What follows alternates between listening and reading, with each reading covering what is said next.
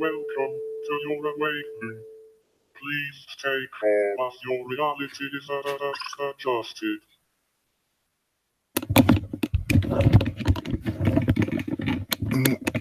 Didn't click the button fast enough. Squiddly. Stop the button. Stop that button. Yeah, there it is. Greetings and well met, folks. Welcome back. Another edition, episode, broadcast, podcast show, whatever you want to call it, of Excalibre on this moon day evening. Star date 5/11/2018. A few minutes late. It seems to be becoming a habit. And I haven't shared it round either, have I? Which is something else that I've been forgetting to do recently. So I'll click through the share multitasking while I'm saying hello and welcome and all that stuff. Get started. Wait for my slow internet connection to catch up. Come on. And click the button. There, I've clicked one button. Click another button quick. How many buttons does it take? Oh, this modern tech is so awkward and cumbersome. I think I need a new special piece of technology that means I don't have to click things. I can just think them. And Google will know what I want before I even know that I want it. Why is it saying just public? What? What's going on with that? And why is it sharing it on that account? Google. Sorry, it's just Google's being a retard at the moment. It's got me. Leave that page. See, this is actually quite synchronistically. Yeah, I have Hairy Cookie Monster account. When I click share, it tries to share it on the Cookie Monster account. The Cookie Monster account is the original Google account that I was forced to create when Google took over YouTube. But it won't let me share it on the Hairy Cookie Monster account. Why is it doing that now?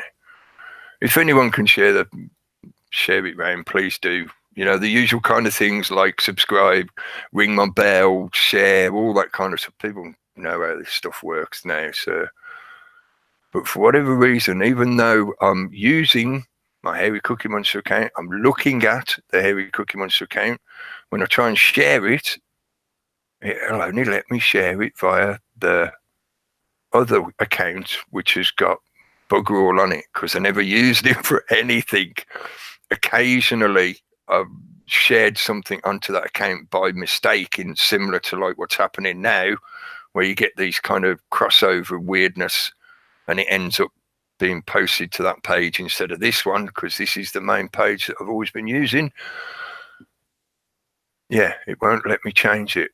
So I can't actually share that like I normally would. So what I can do is, if I open up my Google page, entertain yourself, just sing a little tune in your ear for 2 seconds.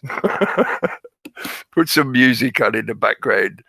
I was not so much complaining, but I was bemoaning the technical issues that they had on Raconteurs News, which we're watching just like up until the last few minutes ago before I started the broadcast. And they were having a lot of technical problems trying to get their guests on, and without feedback and interference and stuff like that, and it just didn't seem to be working for them. And I was saying, like, you know, considering they've been doing this stuff for a while, you would have thought they would have, you know, got into the flow of starting up a show without all those kind of technical issues. And now here I am having these kind of technical issues. Yeah, go to Google Home, then click in the What's New with You box, then click Share Link, and copy and paste the link to this YouTube page, this stream that I am now broadcasting. sorry, I'm being deliberately sarcastic as I talk to the Google brain, because I know the Google brain's listening to me right now and analysing everything I'm saying. So I'm letting it know, I'm talking to it as if it's a child. I'm being deliberately condescending to let it know that that's how ridiculous this bullshit is. All right, so there you go. Now I've shared it to public on the Hairy Cookie Monster page, and I'll go back to that again. And will it select me the group? Yes, Heads Up Hangout, and I can share it into Heads Up Hangout as well via there. So Google Puss, the Google Puss. We'll see how long that lasts as well, because I know I mentioned it in recent weeks. The Google Plus service is being brought to an end, so the ability to share onto there is going to stop eventually, sooner or later. Find my main page again now. Yes, right. Now I can get back to my notes and get back to my pop-out chat room. Welcome everyone in the chat room. Thanks for joining and participating in the chat box when it will load. Come on. Give the hamster another sunflower seed. Get that little internet generator going. God, oh, yeah, it's made it. Right, okay, now I can see the chat room again. Run, hamster, run. It's a little bit sort of technical stuff that I wanted to mention a bit of tonight as well. Anyway, and I'll get to the why the title and all that kind of stuff, like I often ramble about. Use the title as a lever into the topics I want to talk about, cover and whatever. I'll say a quick hello to people who are already in the chat box. Guia, hello, Ridiculizer, hello mate, hope you're nice and warm in the sun. Well, obviously it's night time now, but yeah. Paula B, hello. Yeah, I'm sorry you had to find it. I hadn't shared it because of, you've seen that.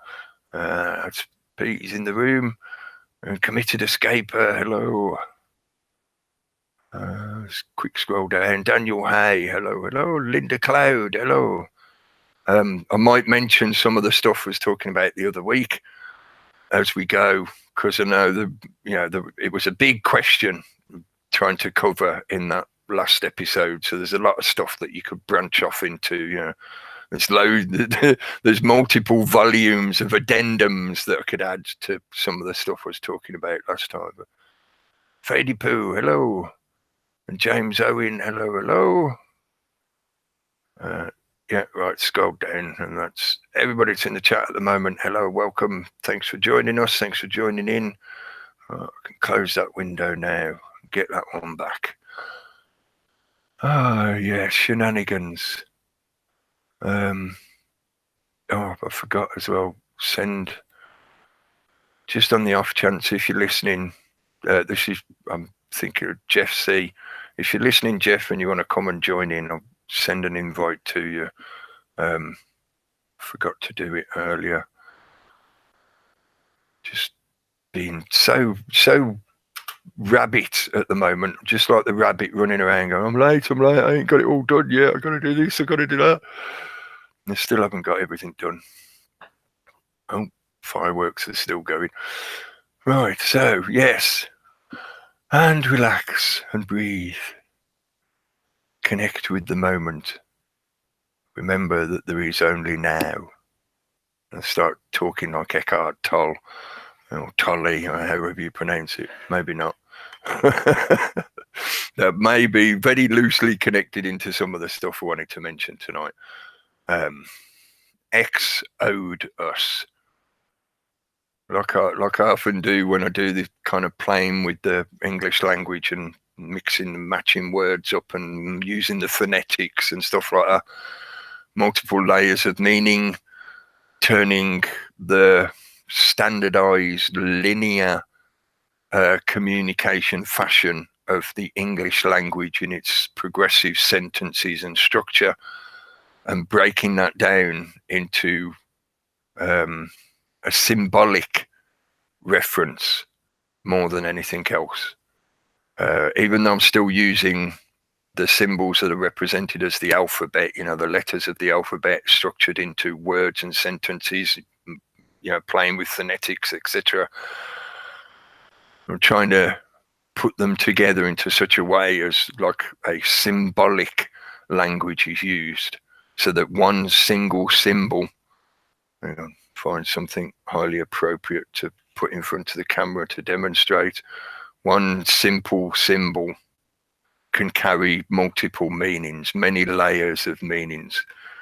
And some people recognize some parts, some people recognize other parts of the meanings in those symbols, but it's only the select few, those that are brought into the fold, who are accepted into the brotherhood or whatever, that get instructed on all the various layers of meaning. And then only if they play the game of working their way up those steps, those degrees, you know, now you're an acolyte of this level, now we can teach you the next bit, and then the next bit, and the next bit.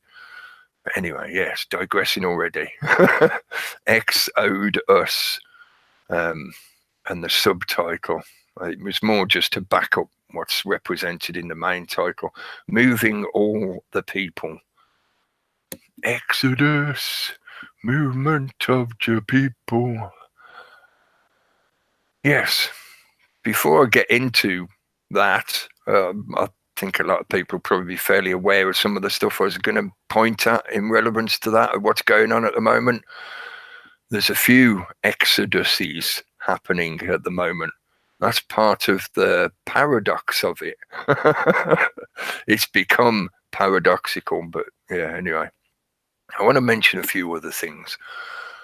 And should I bring this up? No, it'd probably be better if I bring this up on Chrome, because now with the way they've changed the infrastructure, or they've reinforced certain areas of the infrastructure, I can use Firefox to do quite a lot of things. I prefer to use Firefox because of its open source nature and blah, blah, blah. But it is becoming slower and slower and more cumbersome as they are restricting those fences to force you into brand proprietary marketplaces. So you want to do certain stuff online, you have to use Google software, or if you're, you know, going on other websites, you're better off using a different browser for certain websites, shit like that. So yeah, anyway, it's at the moment, whenever I want to do anything like a broadcast or uploading videos or doing anything like that to do with my actual YouTube channel, I have to use Chrome, because Firefox just becomes so sluggish, it's almost unusable. What I wanted to show was just quick screen share. I did mention a few weeks ago that I would come back to this and point it out a bit more.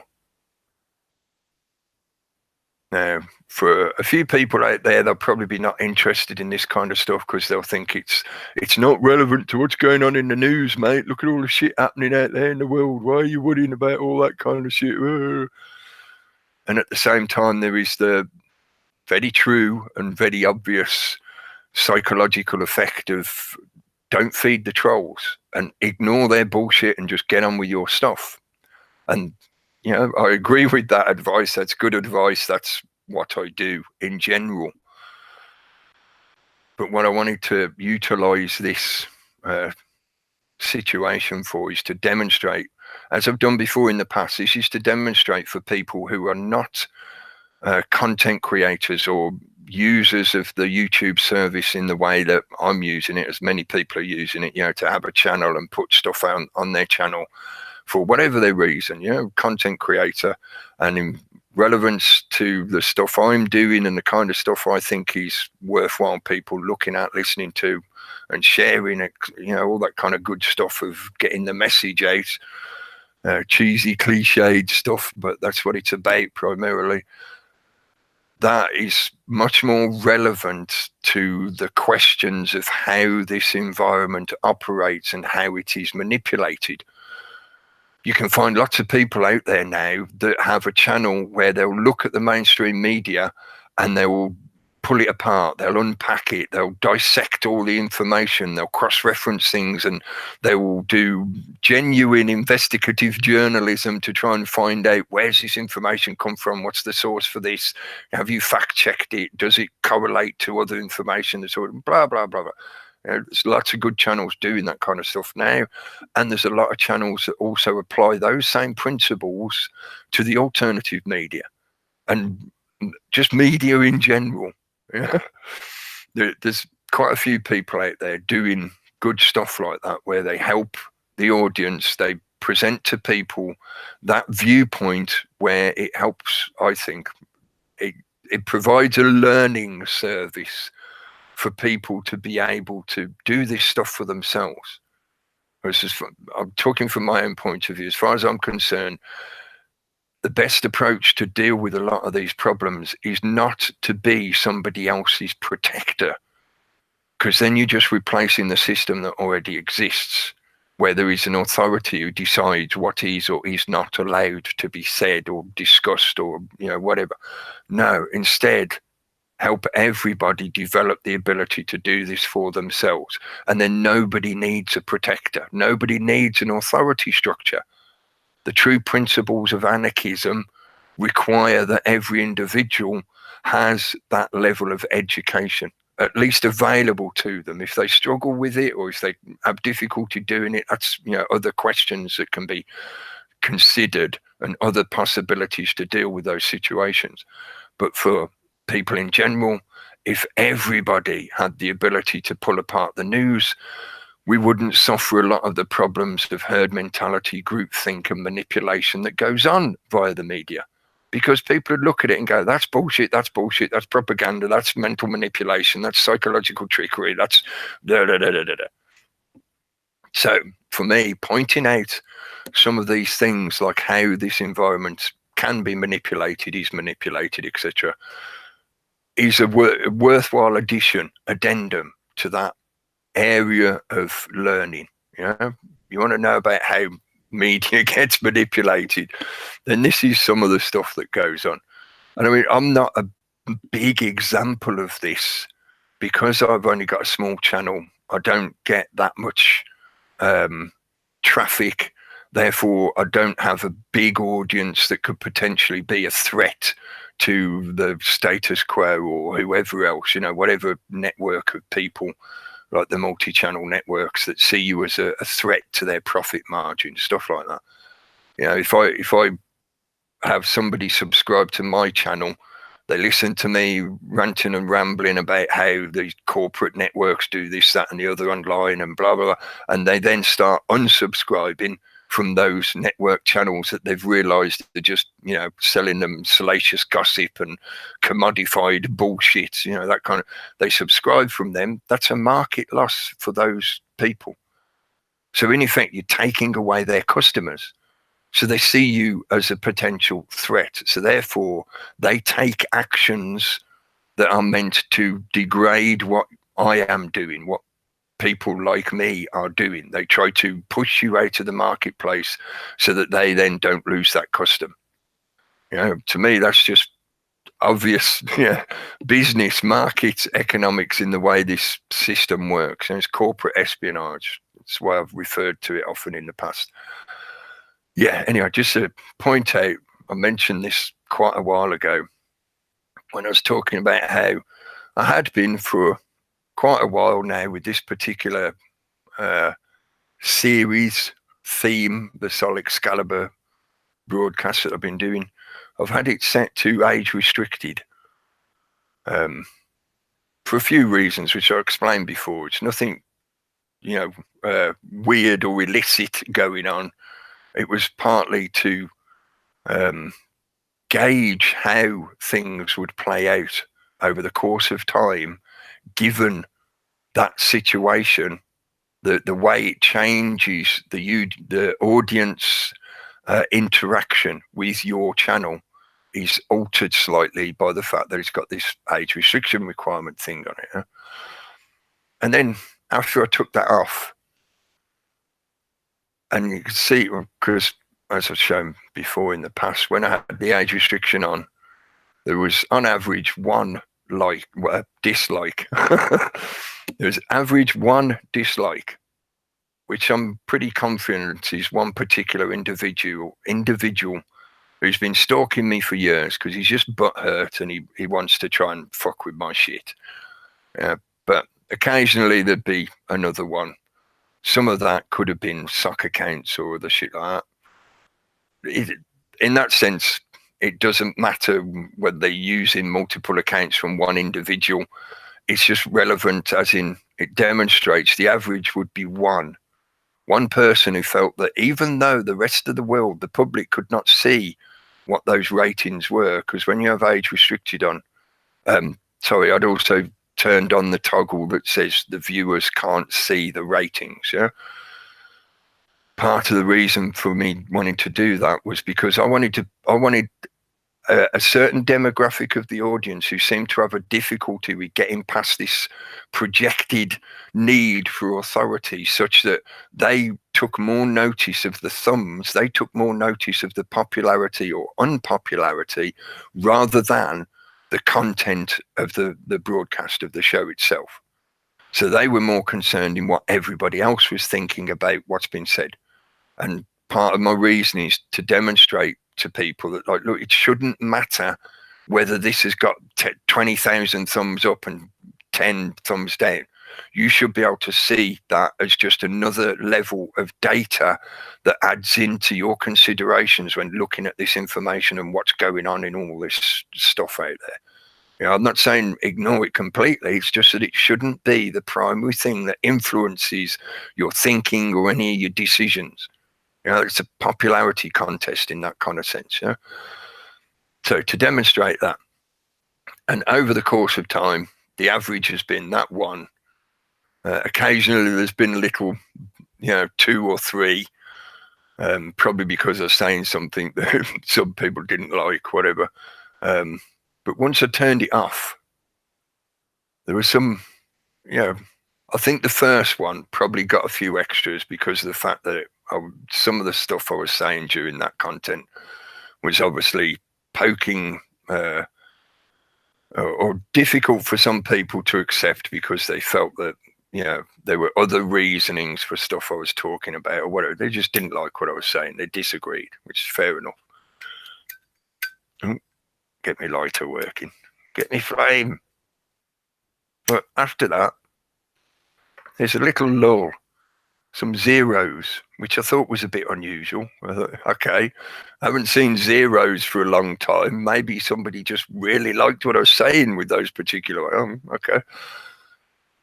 And now we're starting to see the realization that, he hasn't got it restricted anymore. So now we can go thumb, thumb, thumb, thumb, thumb, thumb, thumb, thumb, thumb, thumb. Make sure the public know that there's some people out here that disagree with him, which, that's good. Yeah, it's good that the rest of the public realize that agreement is not a demand. It's not required. As I've said many times over the years, I want you to think and decide things for yourself, and I do not want you to clone yourself after me. That's not the way things are going to progress here. If we're all just identical clones of each other that agree on absolutely everything, bro, we're not going to progress away from all this bullshit that's being perpetuated. But yeah, it's starting to go up again.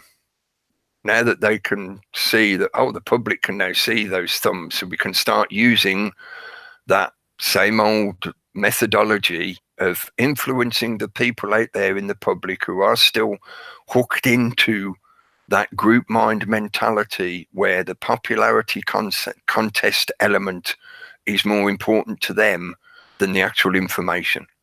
So they're not really interested in the information, in the truth, use the cliches. They're not interested in the truth. They're interested in does everybody else agree with this or not? Will I be popular if I agree with this guy, or will I be unpopular if I agree with this guy?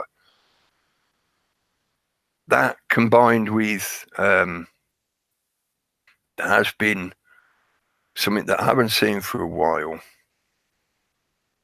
but is just another one of those methodologies that I want to point out. And I forgot to come back and click like on that comment. That was when I was talking about that consciousness being non-local. It's not located in the brain, and your senses can extend beyond your body. And this guy was saying, like when you're playing snooker, you can sense the tip of the snooker cue when you're lining up and when you strike the cue ball, etc. There are various ways you can get a sensation of that element of your consciousness does not just exist in your brain pan. There's far more to it than that. But all I was going to mention about the comment stuff is recently I've encountered comments being posted in reply to something I've posted. So I post a comment and then I get these replies that come from the classic zero blank channel, where all it is a made up name. Most of the time, not always. Sometimes it's a normal sounding name, but con men use normal sounding names. Con men don't call themselves Hairy Cookie Monster. They use normal sounding names because that's the game of the con. Yeah? But zero channels. They got no videos, no interaction, no playlists, no discussion, nothing. Just absolutely nothing on the channel. And they're coming and commenting to stuff that I've posted in such a way that they're not replying to the information that I was replying to. So I comment something that's in relation to what the content creators put in their video. They come along and comment on something that is in relation to me. So I say something about what's in the video, they come along and go, oh, you're just talking bullshit, mate. So hang on, are you addressing the information that's in the video, or are you just targeting me? And that's a lot of the ways.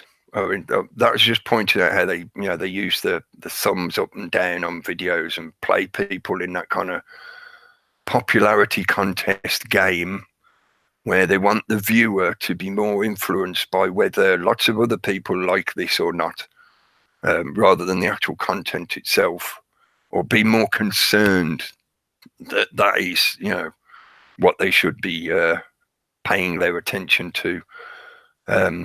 Or they attempt these gaslighting psychological games where they will, like, I know for a fact they've given up trying to use ad hominem against me because they've learned it doesn't work. If you go back on my channel a few years and look at videos from a few years ago, where occasionally you get that kind of ad hominem attack where somebody comes along and just goes, oh, you're an ugly bastard, you talk shit, mate, you're a fucking idiot, ad hominem. They've given up on that because they know it doesn't work, and if anything, it provides more evidence to back up some of the stuff I often talk about.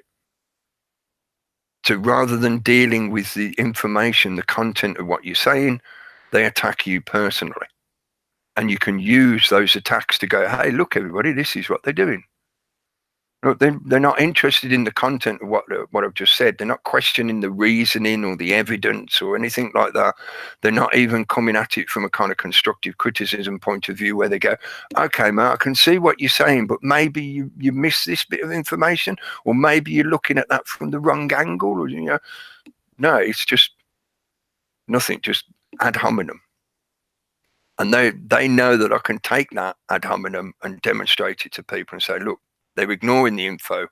They're going straight to the person, because that's what ad hominem means, to the man, to the person, to the guy who's talking, or woman, rather than the content of the information. And that's a very, very common tactic in this environment. Forget what the presentation has just been in the video that you just watched, or the podcast that you've listened to. No, just concentrate on what the guy looks like. Oh, he looks like a crazy guy, therefore he must be talking craziness. Really simplistic thinking that is given to you by the system so that it can readily distract you away from stuff that would be worth you looking at. Don't go that direction. If you go that direction, you'll just encounter a load of people who look a bit weird. And if they look a bit weird, they must be not normal. And you want to stay with the herd, don't you? The normal, within the boundaries of normal. having given up on the ad hominem attacks that they attempted over the last, I mean, it's been going on for years now. Like I said, the one guy who's that regular thumb down, he's been stalking me for years. He is that obsessed, which demonstrates his mentality. But they know that that kind of ad hominem approach doesn't work. So instead, what they've done over the recent years is attempted this psychological destabilization tactics, where it's not a direct attack, it's not an ad hominem, but they'll use deliberately negative reinforcement techniques, a little bit of NLP from the occasional few that have at least some ability to use psychological techniques like that. But most of it is just that kind of, subtle, underhanded, backhanded comment, or deliberately looking for something where they think you've made a mistake. So they concentrate on just that alone. And they try to persuade you that everything you're doing, everything you're thinking, everything that you said, they put the whole lot into one basket and go, oh, mate, everything that you do is wrong because you got this one thing wrong. Absolutism. You said a word wrong once, you mispronounced something. Therefore, everything about you, the information, the knowledge you have, the experience you have, the content you put, everything, mate, everything is now fucked because you mispronounced one word. Very simplistic thinking processes. But I wanted to point it out because I've noticed it start crop up again recently. I think some of it could have been because they feel, and I say they because even though I know there's that one individual, I'm certain that there is a little group of people that interact with each other, that work together to harass me personally, but also many of the other people that associate around this part of YouTube. And part of their methodology is to make sure that people stay separated in their own little ghettos that they reinforce. Think of them as like the neighborhood thugs who try to make sure that you're not allowed to talk to the neighbors who live in the other street because they're not part of your neighborhood. And they'll lurk on the street corners and they'll just make menacing moves to make you feel intimidated so that you don't go round that corner to meet your neighbors in the other street because they're not part of your hood.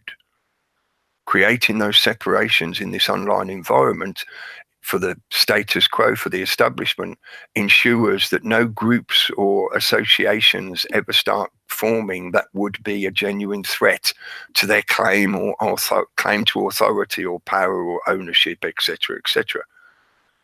In this environment of the mass interconnectivity of people, the sharing of information is one of the greatest things that we can do with this technology. But really, a lot of what it's about is linking us together. That, therefore, is an immensely valuable and powerful tool that would enable us to get together to create a unified, doesn't mean we all have to agree on everything, but a unified front against the authority that already claims ownership to everything. So you think they're going to let you just do your own thing in this environment without them trying to no, come on. Don't be naive. They have people there, which includes the commercialized element of, like I mentioned earlier, that kind of corporate espionage where people just want you to fuck off because you're digging into their profit margin. That's there. That's part of the whole economic charade. Yeah, they persuade a certain element of society, a certain demographic of society is persuaded and influenced by those little bits of cheese that the master constantly offers for them, throws down for them. It's like, oh, if you get really good at this business shit, if your channel gets really big, you can earn really big money, and then you can have the boats and hoes, which is what you really want, isn't it? You know, look at all the media we've been subjecting you to since you were a child. That's what you aspire to in life, isn't it? Boats and hoes. And so you want all that? That means you've got to play this game where you chase these bits of cheese. Yeah, and you keep doing that, and you reinforce this structure, because that bit of cheese could be nicked by somebody else who's not playing the game. So you better get him before he nicks your bit of cheese. So it just makes business sense in that structure for these businesses, these corporate entities, multi-channel networks, etc., to carry out espionage against each other, and in particular, anybody that's not part of their business, anybody that's not part of their corporate grouping, so that they're not milking the profit out of their creativity and product. You've got to be gotten rid of. If you're not playing our game so that we get our slice of your pie, we have to get rid of you so we can occupy the area where you were trading, thinking, using that business mentality to explain the methodologies that they carry out in this environment. So, demonstrating some of that, and like I said, I'm only a small channel, so I don't get a lot of it. I get a little bit of that kind of shit. And I'm fairly confident, I'm confident that some of it is purely personal. It's not, some of it is not anything to do with even money. It's just people who've got a personal grudge against me. Yeah, which is, the world's a big place. You're not going to be friends with everyone. There's always someone that's not going to like you or got a beef against you for whatever fucked up reason. I don't know. Yeah, some people have some crazy ideas of why they get pissed off with you. But I wanted to show that because I felt it's relevant in a metaphysical fashion, because it's referencing things that are both physical and non-physical. There is the physical element of us using this technology and interacting with each other, and the physical elements that can lead on from that, as in, groups forming, people forming communities and stuff. It has a physical effect on the world around you, potentially. But it's also non-physical, as in we're talking about things to do with conceptual ideas, ideologies, that kind of group mind elements where, demographics of people will agree on an idea and they want to carry out this idea, but that then it's just still playing with concepts until it's enacted in physicality. That is, at the moment, a correlation to the physical exodus. There is a psychological exodus taking place in this environment at the moment. Pharaoh wants his city. If you think of the internet as one singular city that is ruled over by a dynasty of pharaohs, Pharaoh wants his city to look and operate a certain way. So anyone that does not submit to that slave regime and enact that structure will get pushed out. They will be forced to seek exodus. Yeah. Hopefully people got that from the title. You say quick, exodus, exodus, exodus. So there is a correlation in that respect, I feel. There is an element of what's going on in this environment that has a physical effect of people's channels getting shut down, websites getting shut down, or people getting restricted, shadow banned, cul-de-saced, or like what I was demonstrating, that kind of element of manipulation within this environment where they hope to push you out one way or another. Sooner or later you'll get pushed out the way so that the market structure can fill in that fertile ground that you've been pushed off. They've come in to appropriate your territory, as it were. And at the same time, there is an exodus going on across the planet. Recently, for the last few weeks, in the USA, their media has been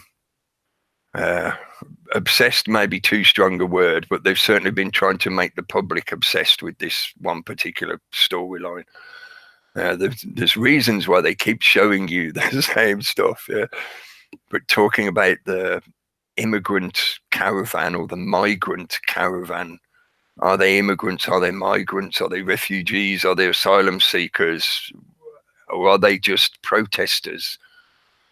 That's all part of the debate game that they want you to play, to drag you back into that political theatre, to argue about whether they're good people or bad people and whether they should be allowed in or not, or should be excluded given the exodus. But that's just the one that's been happening the last week, 2 weeks, few weeks. Obviously, they've been walking for a while, so a few weeks this has been building up. And this is being pushed into the public consciousness. At the same time, Trump making announcements about how he's going to move troops down to the border. You mean there aren't troops already down near the border? What, you mean move them as in they've got to walk out of their base and walk down to the fence? Yeah, that's moving your troops. Yeah? There's already troops along the borders. But making a public statement about it is like... I think, was it 2010 or 2011 here in the UK? It might have been before that, actually. I can't remember the date properly. Yeah, it must have been before that, when Tony Blair ordered the armoured personnel carriers to be set up at Heathrow Airport to protect the public against the dangerous Al-Qaeda terrorists. What? Yeah, total show. Yeah, total PR stunt. 2 armoured personnel carriers parked outside Heathrow in a public place, so everybody coming in and out of the airport would see them. Total publicity stunt, almost completely useless in terms of dealing with terrorism in that situation. Almost completely useless. Yeah, if they had their wet dream situation where a bunch of people turned up with guns and started trying to storm the front entrance of the airport, then yeah, they might have been useful. But in terms of dealing with terrorists who use covert means to enact their terror plots, you think of a bunch of troops sat on top of an armoured personnel carrier is going to see that, be able to deal with it? Nah, it was just a show for the public to keep that threat in the public's mind and to make them think that their government is doing something about it. There's that Plato quote, when when the politician has no enemies, he will create one such that the people will need him. I'm terribly paraphrasing, I can't remember it properly, but it makes that point of how these government infrastructures need an enemy for the public. If you don't have an enemy, they will create one for you so that you feel constantly under threat, so that you will then repeatedly ask them to be in government and deal with the threat for you, to operate the military forces so that the threat can be dealt with, so that we can stay safe in our homes, all that kind of psychological trickery. So that exodus, there's that one happening at the moment, gone from Honduras up through Mexico and up to the USA border. But there's been others going on continuously now. There's been one in the Middle East coming up into Europe for the past several years now. And probably a couple of years ago now, I did a little video showing a clip of some of the people moving through the gateways in Europe. And it was sort of like, this is now on a global scale. This exodus becomes meaningless when it's on a global scale. Because to be able to carry out an exodus, you've got to go from one place, the place that you're being ejected from, to somewhere else.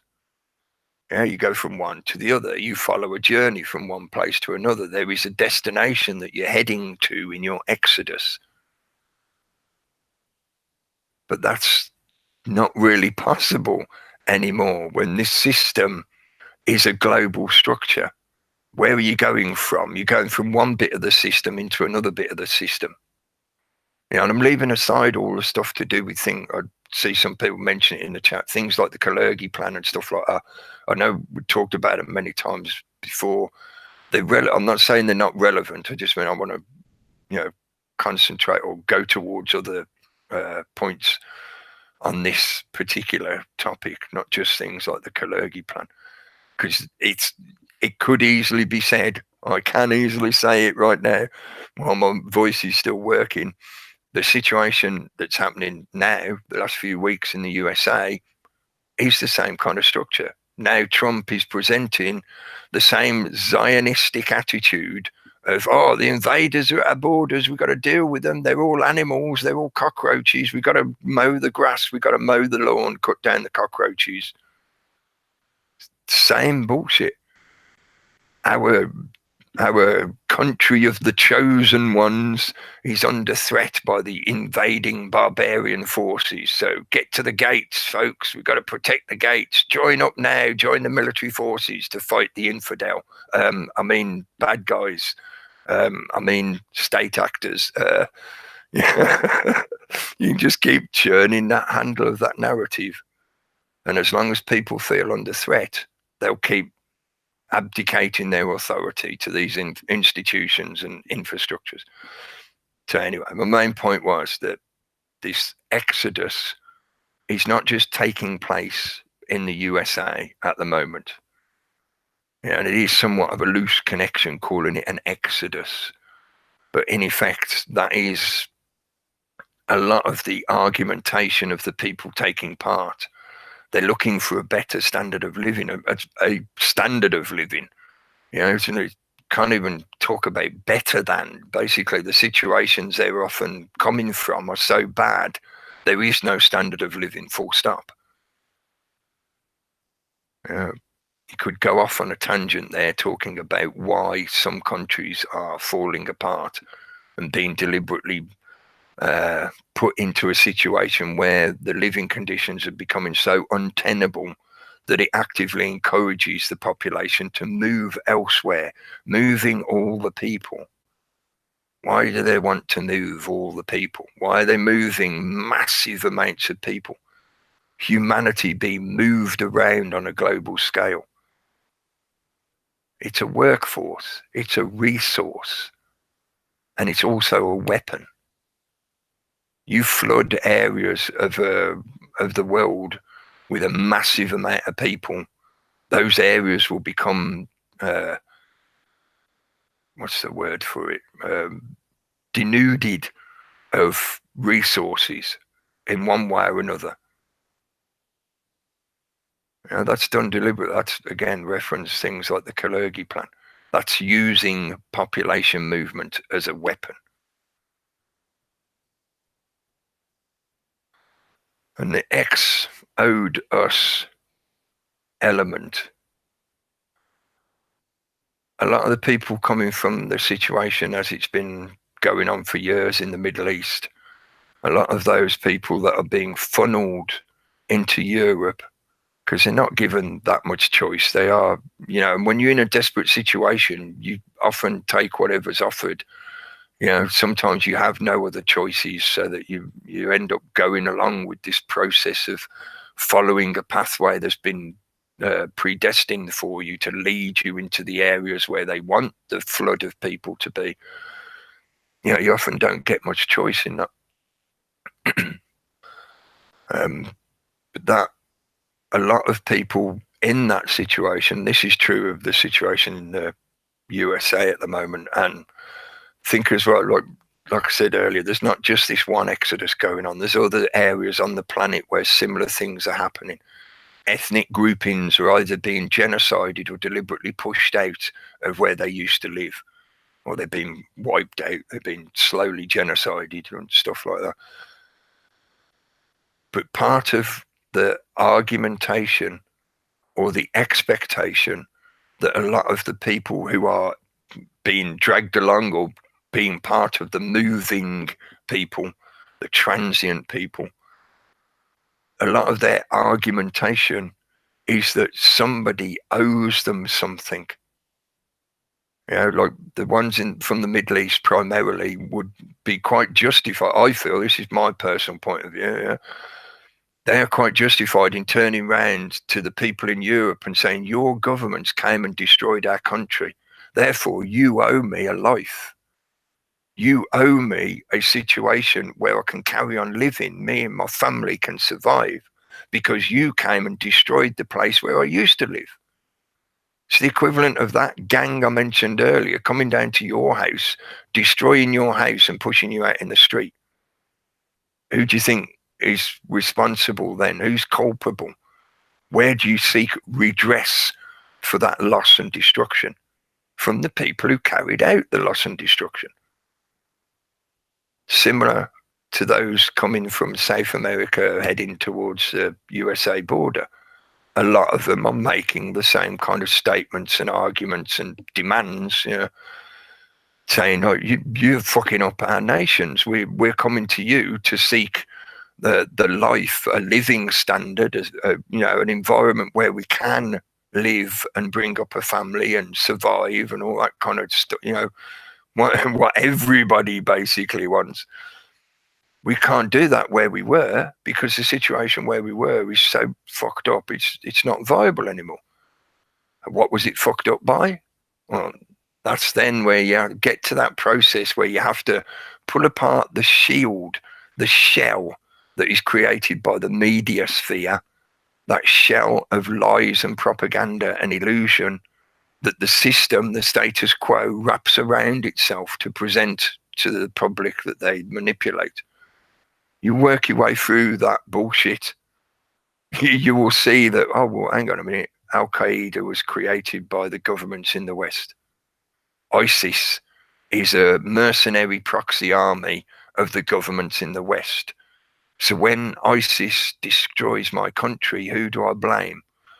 Well, there's the obvious direct culpability of these mercenaries who do this shit just for money, and some of them for religious fervor and ethnic attitude, whatever, but they're the ones actually carrying out the actions. But they wouldn't have been enabled to carry out those actions if it wasn't for the enabling and funding and supplying that put them in there so that they can do those things. And where does all that funding and enabling come from? Oh, the government bodies of the Western nations. So where does the original blame lie? And where do I claim redress from? You owe us. X owed us. This is why for years now I've tried to constantly point at the unfortunate reality that is being deliberately misdirected away from by the UK press. I'm talking primarily about the UK situation now, where for years now they've been pushing this idea of like, oh, the immigrants are coming, they're taking all our jobs, they're taking all our women, they're an invading force of barbarians that believe in a medieval religion that means they want to kill everyone and chop women's tits off and whoa, it's horrible, nasty, barbarians at the gates. Why are those barbarians at the gates? And who is holding the gates open and letting them in?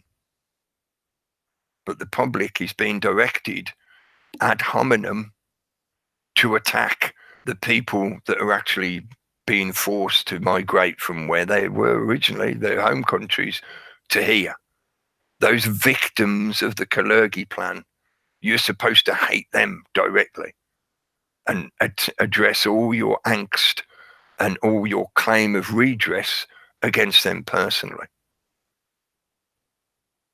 Who left the gates open? Who is holding the gates open? Who is setting up the very infrastructure that enables this whole process to take place? Who's funding ISIS, Al-Qaeda, the Mujahideen, et al.? That's where the blame lies.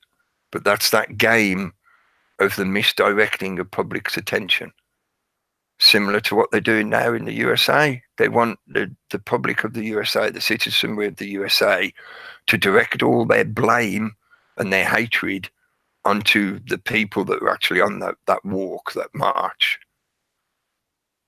rather than what enabled that whole situation in the first place.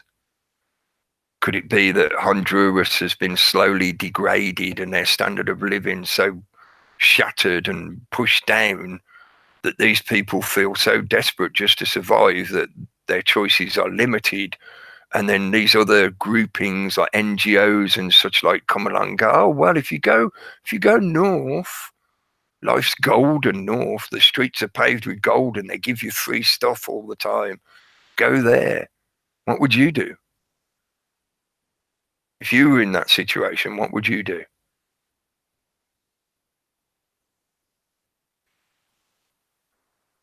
So exodus.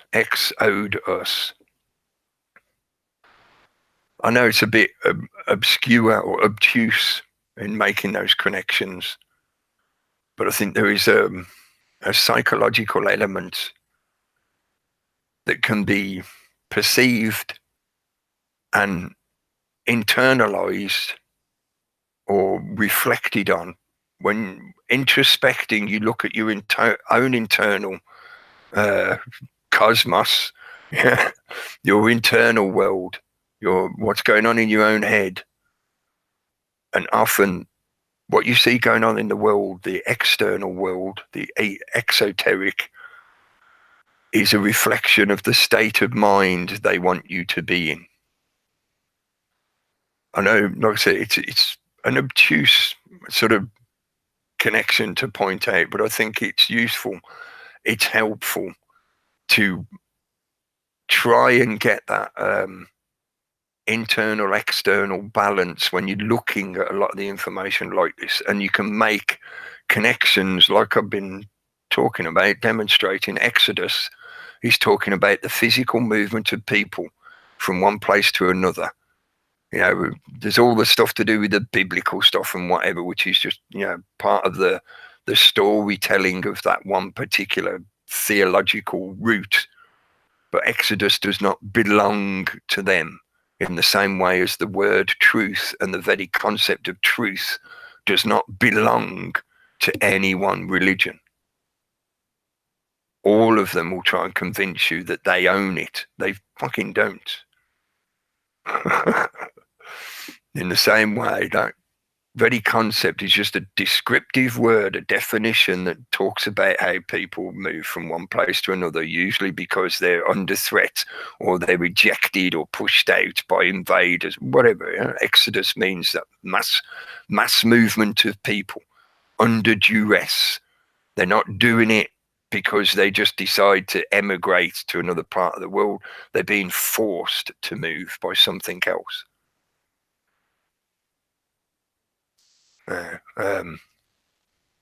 So I suppose I should mention Bonfire Night.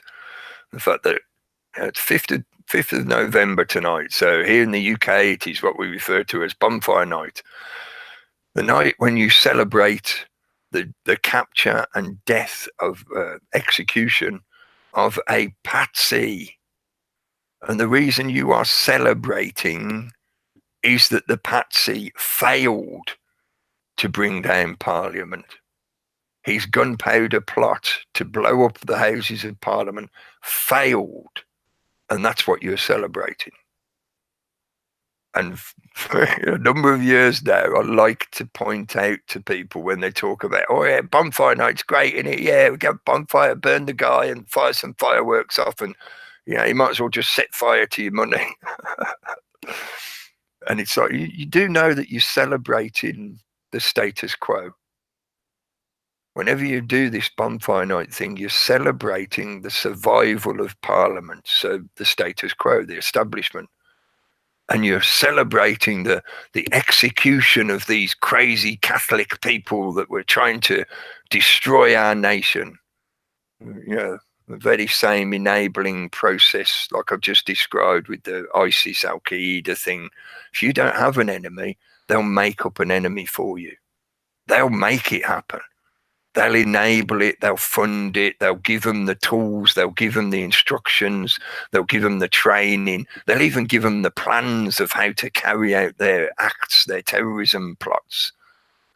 So you're celebrating being tricked by your very own ruling establishment, and you're saying, thank you very much for tricking me. I'm so glad you tricked me in such a way that you remained in power. Whoopee, I'm still a slave. You sure you want to be celebrating that shit? I do like fireworks, of course I do. I say of course I do. I'm sure there's probably some people that don't. Yeah, I like fireworks, all that good stuff. It's great. Yeah. Man and fire, and I mean man in the plural sense, men and women, people and fire go back a long way. You know, can enjoy staring at the fire There's infinite visions to see within a fire. That's part of that, like a moth to a flame. It's part of the attraction that for many of us throughout the millennia has drawn us into that environment where you sit round a fire and tell stories. And that telling stories doesn't mean necessarily making everything up, like fantasy fiction or lying or bullshitting. It can be recounting the tales of your heritage, can be recounting the stories of famous heroes that are anthropomorphized versions of the movements of the planets and stars. That's storytelling. That's how we pass the most valuable knowledge on to each other, because it happens naturally. It doesn't require somebody to come along and build a theatre in your locality and have trained actors and script writers who will tell you what the story. We will present to you the story. You don't know what stories are. Only we know what stories are. That was the whole methodology again, referencing the Greek age, one of the foundational time periods that built a lot of the infrastructure that we're living within now, not just physically, metaphysically, also psychologically, etc. And they were a major foundation for the environment we live in now.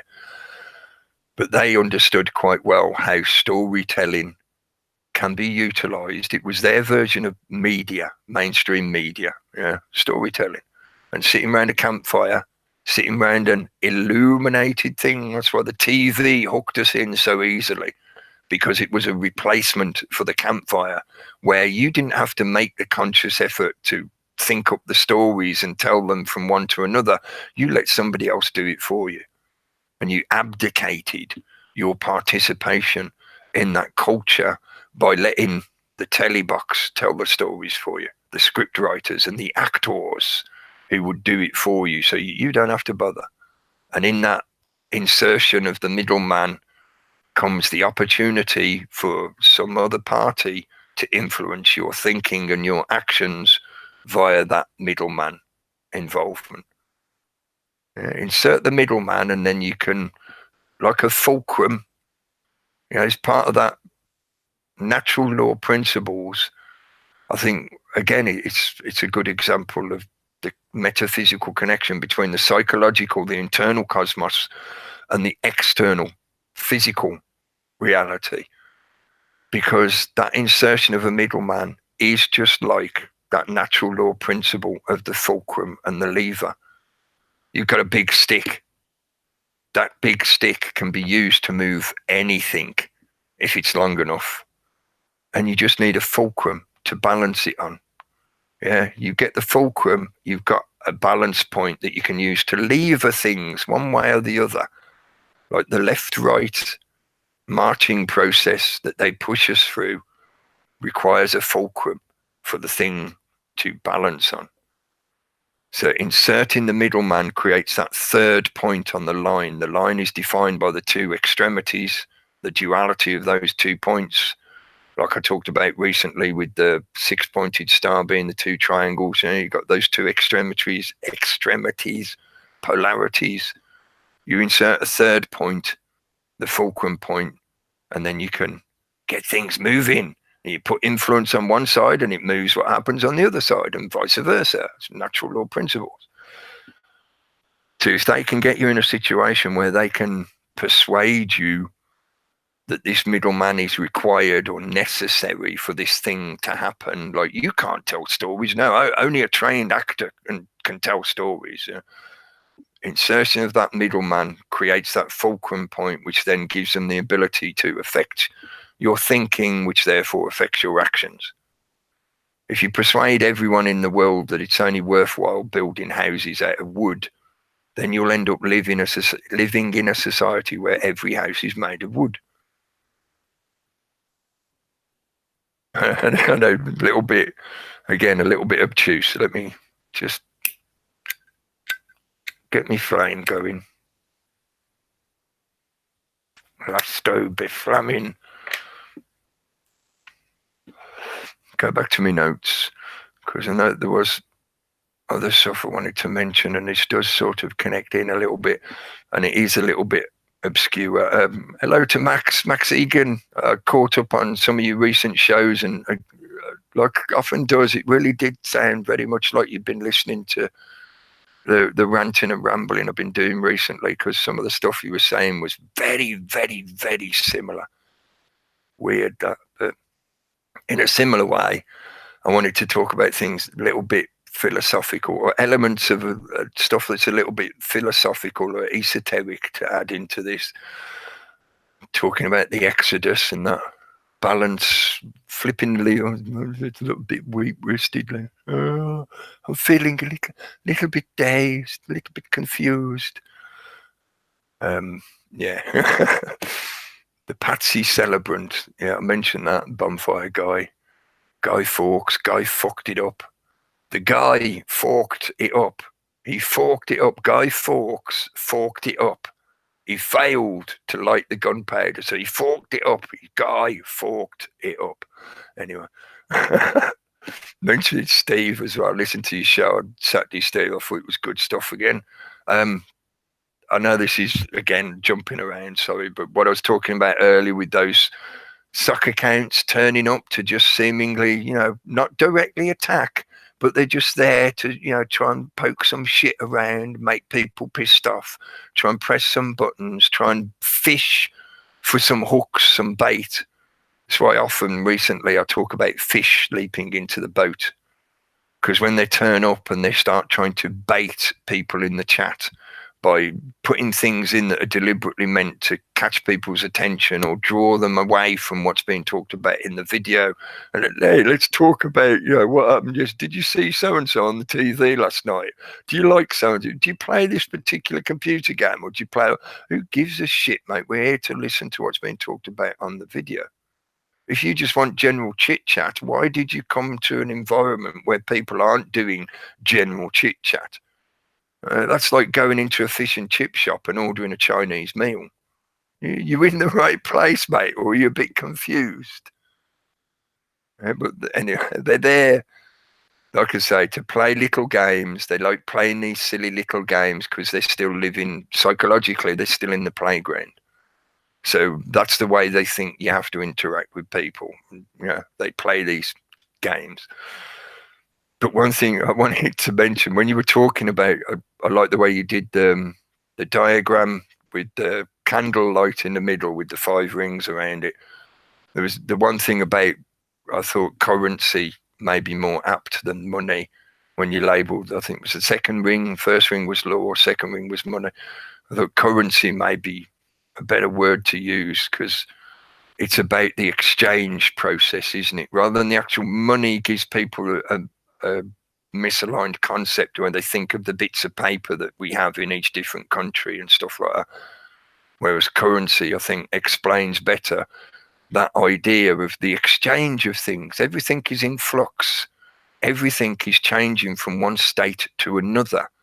And what we call trade, where we utilize things to represent a value and we exchange stuff with each other, that's that process of exchange. The currency is passing from me to you or back again.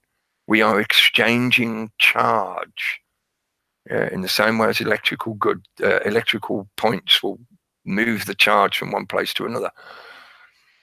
The other thing I wanted to mention, because I was trying to recall the actual wording and I never thought to grab my Bible off the shelf, but the actual wording in the original Genesis, like God moves across the water and then he divides the water. And that was, that was the main thing in reference to what you were saying on Saturday, because Steve was talking about that using definition is a useful thing. It's not something that necessarily should be how should I put it? It's not something you should just forget about or ignore or think that it's bad, therefore you have to push it aside. And definitions are very useful and they help you create, most of what we do requires definitions, and definitions require a divide to be made. And classically in that theology, in the Genesis, God is the first thing that creates a divide. There is this everything, call it the quantum ocean, use a few keywords so it helps people get that concept. The quantum ocean of potentiality was one singular ocean. The only thing that was different from it, if you believe in this particular theological point of view, is the Godhead, the creator. And the creator looks at that infinite singularity of that ocean of quantum potentiality, and he creates the first definition, the first divide, because that is the force of will. And this is why I wanted to mention it. God is the first divider, or the first projection of will onto that everything of potential, everything of quantum potential. So he draws the first line. You got a blank sheet of paper. God is that thing that draws the first line, makes the first definition of something that we would refer to as order out of the chaos of the everything that is the quantum potential. In doing so, it begins that whole process of creation that leads from that point. Because once you've got that first definition, everything else builds from there. When you divide the ocean, you're creating a duality. There's the two parts of the ocean. Then there's the triality of the fact that the creator was the one that created the divide. So there's three things there.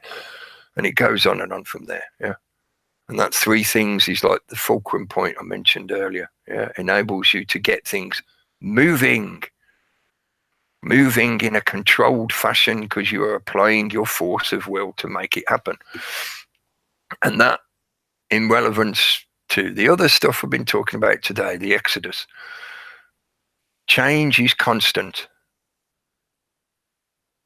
It's a paradox that people struggle with, because we experience this life in a linear fashion where everything has some kind of lifespan. Yeah, I've got a lifespan that's, a certain length, averaged out. I know individually, subjectively, individuated, to me, my lifespan will be slightly different than, most other people in one way or another, maybe, or it might be perfectly average. I don't know yet. I ain't got there yet. But we have this linear experience where everything has a finite beginning and end expectation. And that helps in general day-to-day life of you having that kind of definitions to work with that enable you to build other things. So your bottle of milk has got a shelf life. Please leave aside all the stuff to do with the food industry for now. But even if it was, fresh milk straight out the cow, still in a bucket, it has a certain amount of time that it's usable for us, that it's palatable, and that you can digest it and whatever. After that length of time, you know that it wouldn't be good for you to use it. So it has a certain timeline existence that we expect and that we predict onto it. We say, it's fresh out the cow, so it's good from now until, let's say, 3 days at the most, and then you'll be pushing it. Unless you want to make some cheese or something. But in a distracted fashion and a shrunken mindset fashion that suits the system, the establishment, they want people to think in delineated packages that suit the status quo. So they don't want you to think in longer terms. This is why I've often talked about stuff from ancient history, and I want people to connect with that span of time, because it will help you see a lot of the patterns of the answers, using that word loosely, to a lot of the questions that people have about what the fuck's going on in the world. Why is this happening? Why is that happening? Where did that come from? And it's like, well, you could see the short time span version as it's presented to you by the authority itself or the media that they use to propagate their point of view, or you can look at it for yourself and extend your viewpoint a little bit further, and maybe you'll see how there's a pattern of repetition there, which demonstrates that it's not a natural occurrence. It's not coincidental in any way at all. This is something that has been made to happen, because it happens again and again and again and again, and it correlates to the other things that are enabling it in the first place. Like if you don't have an enemy, they'll make one for you. If you study the general history, you'll see that demonstrated in country after country, nation after nation. The same methodologies have been used again and again and again. Oh, our people are far too happy and comfortable. They won't need us soon. They're not voting much anymore. They're not taking part in voting because they think we've got nothing to do because their lives are so great. They don't need us. Shit, we better invent some bad guys. Tell you what, you wear the balaclava and you go round out the back entrance and come round and start banging on the gate and shouting that you want all the money and the women and everything. Then they'll be frightened and they'll come to us and say, protect us, the enemy's at the gate. And that's done again and again and again and again. And by looking at that longer spread of history, you can see those patterns. So change is constant and persistence is temporary. Even though we may not think it, because we experience linear progression of time, and the change within our own lives is still subject to that linear processing. You do one thing, like try and light your lighter, and that causes the wick to change from non-flaming to flaming. Last all be flaming. But we find it a lot harder to see those longer tracks of time. We may think something is persistent, like, oh, this is the way it's always been, mate. You can't change the status quo. You can't change the way the world works. It's always been this way, has it? How long is your always? Huh? How long is your bit of string that measures that word always? Was it like this 20 billion years ago? No. Will it be like this in 20 billion years' time? No. There might be certain similarities. There might be traces of what we're doing now still left then. That's, I was going to say difficult, if not impossible, to try and predict or figure out. But your concept of persistence is a delusion. It's a useful delusion to help you go about your day-to-day life. It wouldn't be very helpful to you if you never, ever go and buy food because you think, oh, well, in 50 million years, there won't be any such thing as food. Therefore, I'll start now and I just won't bother with it. It's like, yeah, you'll be there quick, mate. If you don't bother with any food, you're going to be there quick. Yeah. But it's a conceptual point that I'm trying to make, not necessarily so you should be applied to everyday life.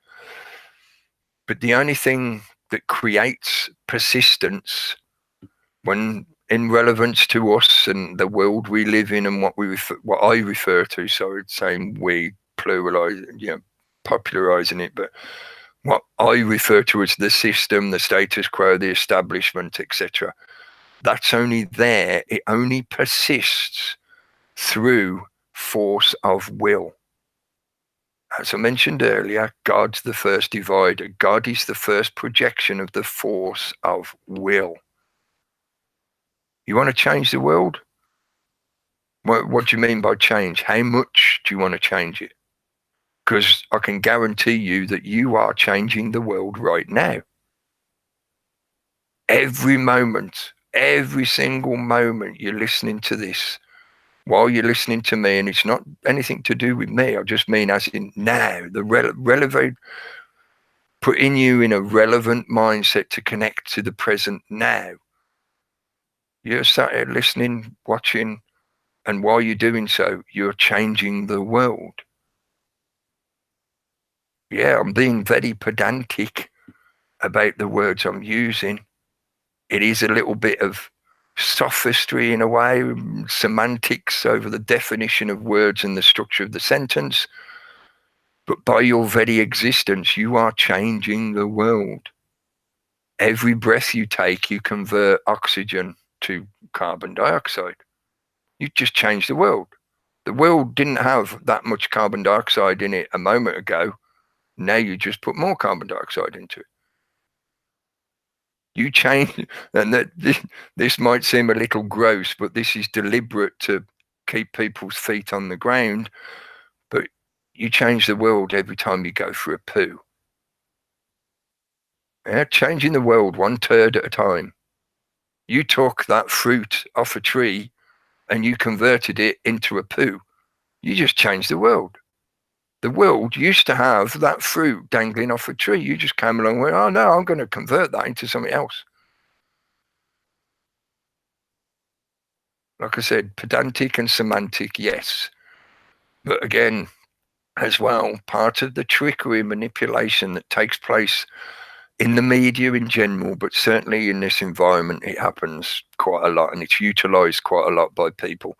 Sometimes I think just through ignorance or lack of thinking through what they're saying, but also by many it's used deliberately. It's just manipulation for usually monetary reasons, to commodify something or to persuade people to join in with their particular cause. But when, as you often do, we talk about changing the world, so well, what do you mean by change? Changing it in what way? And how much of a change? How big is the change you're talking about? You're talking about just a little thing, like you've eaten that apple and now you've converted it into something else. You've converted it into energy that enables you to think about stuff and do stuff and blah, blah. Or you're talking about changing the world on a grand scale. And that as well demonstrates that disconnect between short scale thinking, short term thinking, small thoughts of I can eat an apple and convert it into a poo, to big thoughts. Oh, if we do this eventually after a length of time, it will become something else. I've just eaten that apple, got the apple core. I take a seed, I plant it in the ground. That I can see that thing sprout.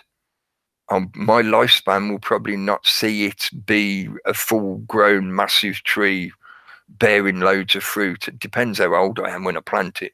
Apple trees grow fairly quickly, but in relevance to the point I'm making, I might not see the end result of the actions I take. But that doesn't mean I can't think that far ahead. I can't project into the future and think, oh, well, if I plant this apple tree now, then in several years' time, we'll have our own apple tree where we can pluck apples off as much as we want, well, as much as it carries. And we've got apples, great, yeah. Thinking in that longer term sense helps. It helped me a lot. Realize that when people talk about changing the world, and I haven't said this for quite a while, but I used to say it a lot many years ago. You don't have to be Gandhi. You don't have to be Gandhi to change the world. Anyone can change the world. And sometimes changing the world does not mean bringing down Parliament, blowing up Parliament like supposedly Guy Fuck-up tried to do. Sometimes changing the world can be the smallest little action that you don't necessarily see the end result of. You can't predict that far ahead, or it's such a complex combination of influences involved in the situation that you just can't predict it. But that one little action changes something far in the future. So you don't have to be Gandhi to change the world. You are changing the world right now if you be pedantic about it. So what you're talking about is scale.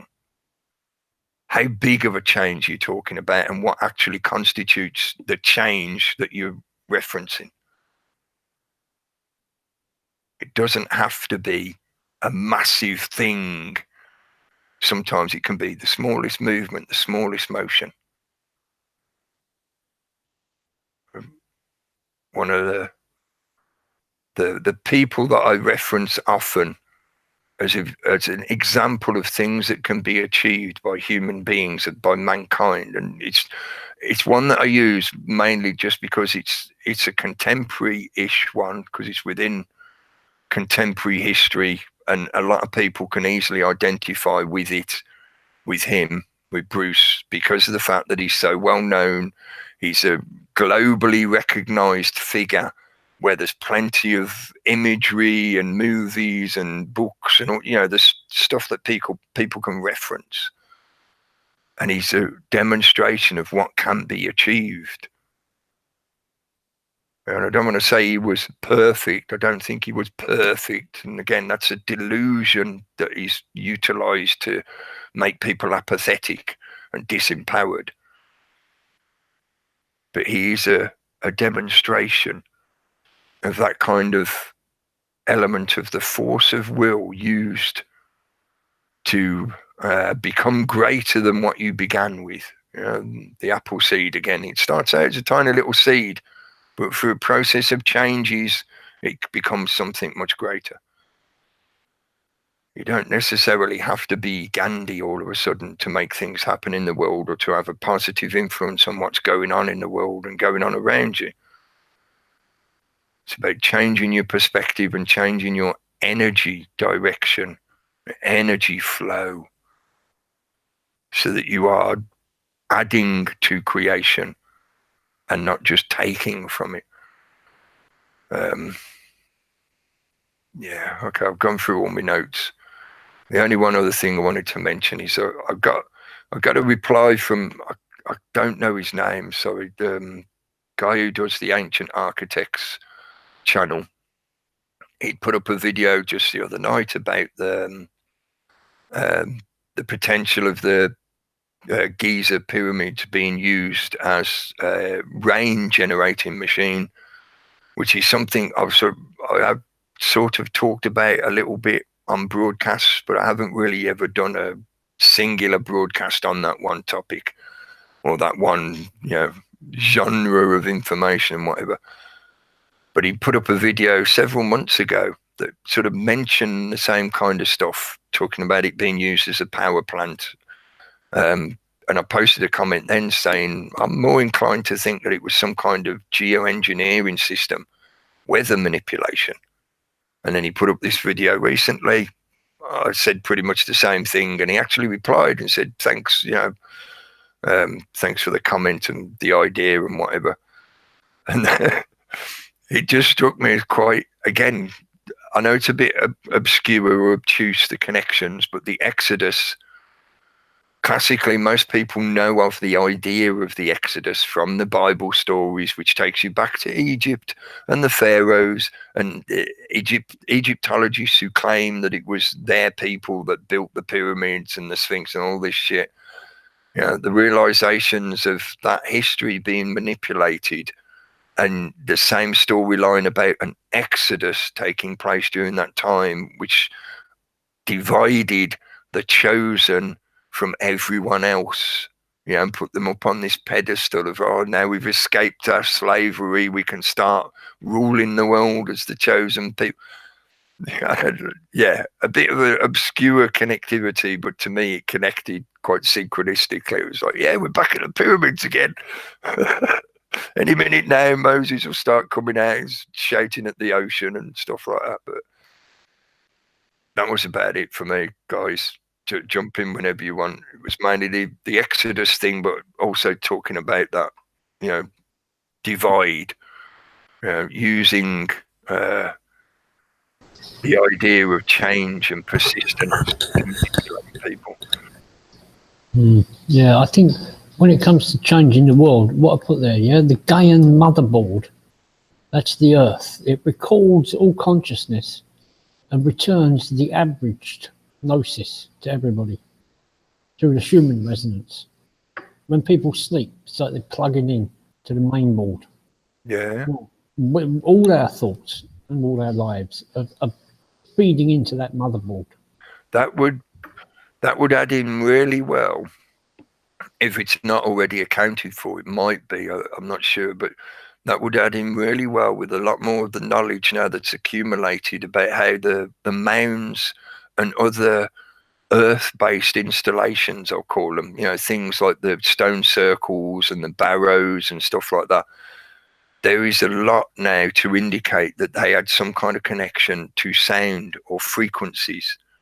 And there's a lot of good argument and a certain amount of evidence to back this up, that based on the design of the installation, like how long the passage was, how big the chambers were, stuff like that, how big the stones are, what they're made out of, all have a relevance to sound and frequency.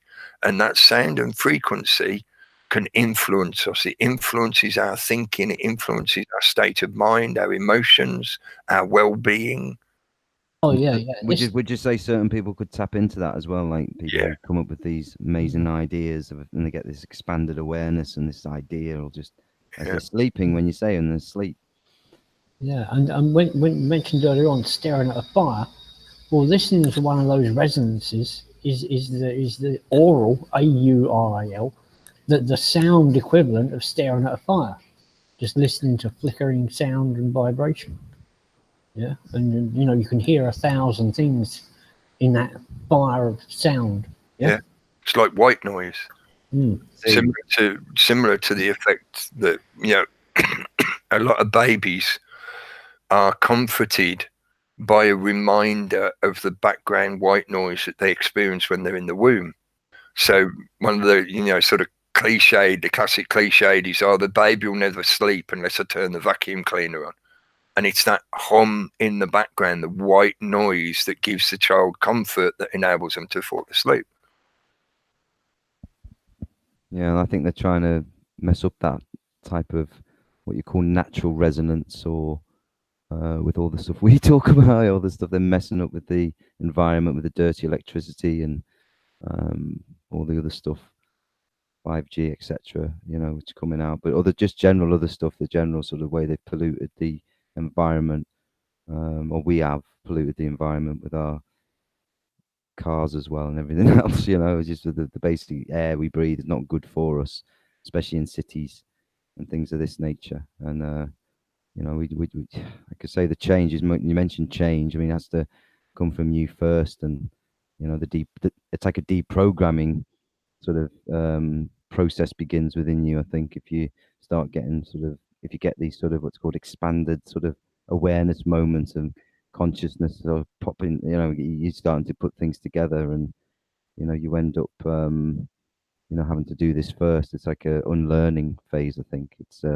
you're not you find, I found anyway over the years, you find yourself disappointed that you thought, oh, I knew that's, you know, it's how many times have we all sort of had that moment, you know, when we're sort of looking into this sort of information or looking for the truth or whatever, you know, you're looking for some real things, and then it's a re-remembering phase. That's when you know you've hit on the truth, because it resonates with you so you know, well, you know, and you know, that's the thing, you can't hide the truth, it's there, you know, you can bury it, but once you come across things like this, or you come to different awarenesses, especially historical things, you know, where they have done a real number on us, you know, in a sense of trying to change the historical stuff, like you mentioned, you know, but we have got an ancient past. It's there, it's true, you just have to go look for it, and there's plenty of people out there, you know, writing and coming up with good ideas, and you know, some things we can't know for sure, but we've got some pretty good ideas, and the stuff being found all the time, and we know they're trying to hide a lot of stuff as well. You know, they don't want you to know some of the ancient past that we actually had, and want to just stick with this academia model that they've been pushing for a long time now. But yeah, it's about knowing yourself. That's where it starts, you know, getting that journey started, and if you can get onto that kind of energy path, if you like, or come into that kind of alignment, then you sort of, you know, you're beginning to sort of see it properly, and then explain properly, and then as you say, your energy changes. You're changing the world every day. Your very energy is that. I did make a funny note though, because you mentioned about the campfires and stuff, and having storytelling around the campfire. I just thought, you know, in the future, in the dystopian future, they want to plan ahead. They'll have your own government approved storyteller at each campfire that you have out in the wild. So you have to be that's the government approved nature experience to come, maybe. It'll probably be built into the fireplace. Yeah. A little holographic figure will pop up and tell you a story.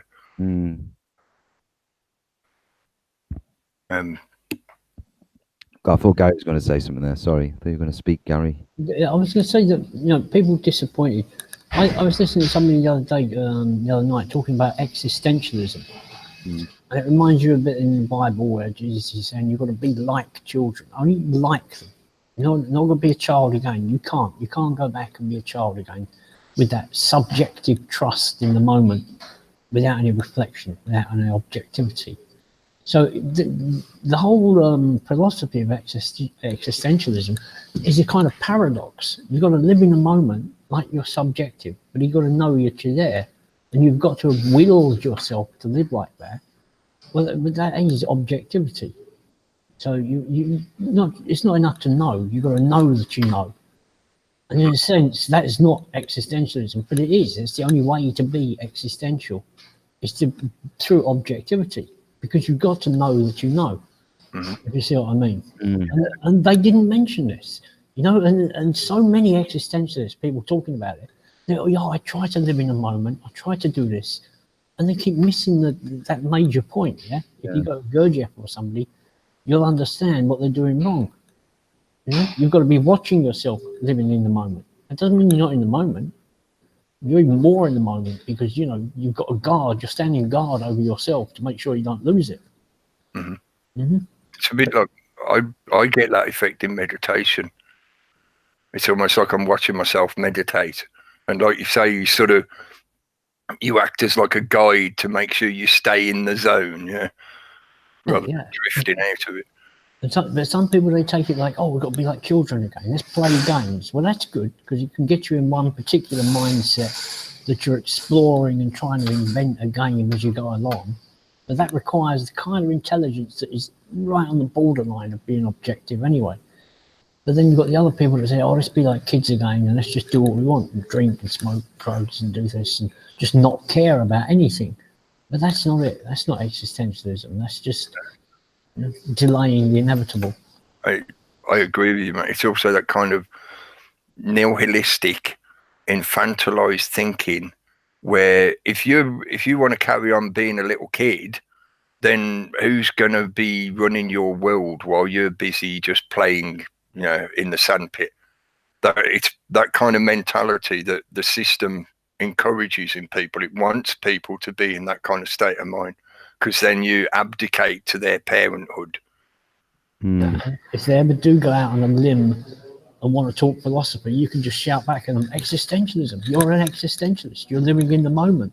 With your little short attention span and your toys ordered on Amazon and your latest computer game, doing whatever you want. That's existentialism. Yeah, you're in the moment. Coming down of it.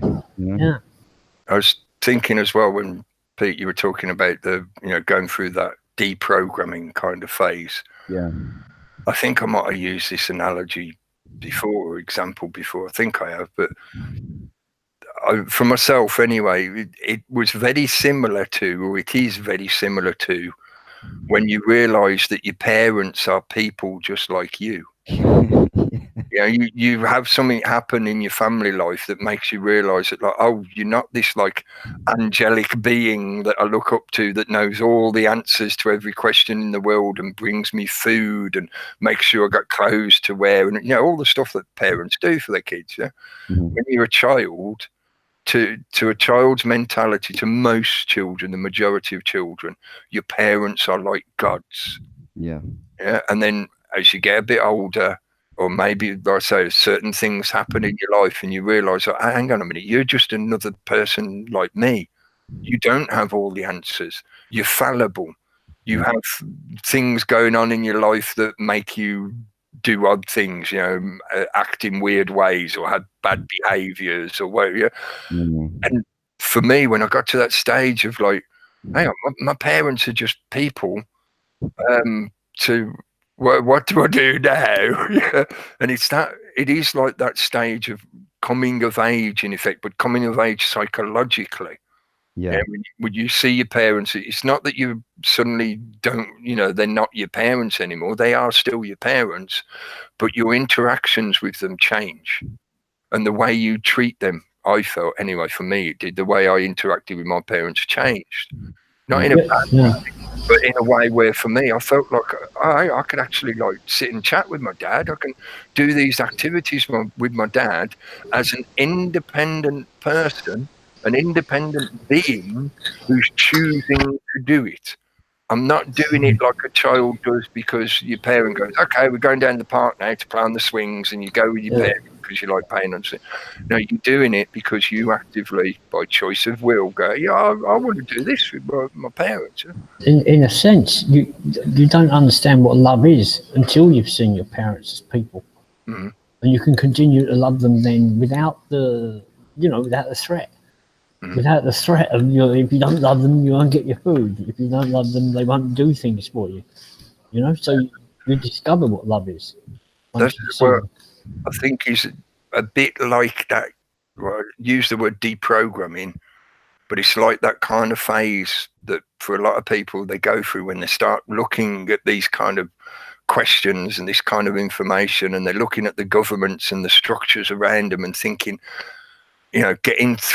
breaking through that psychological element of seeing the parenthood of the state, like I banged on about recently, like the Queen is not your mother. Yeah. That deprogramming level of this structure that we've helped co-create, we participated in its co-creation and perpetuation, its persistence.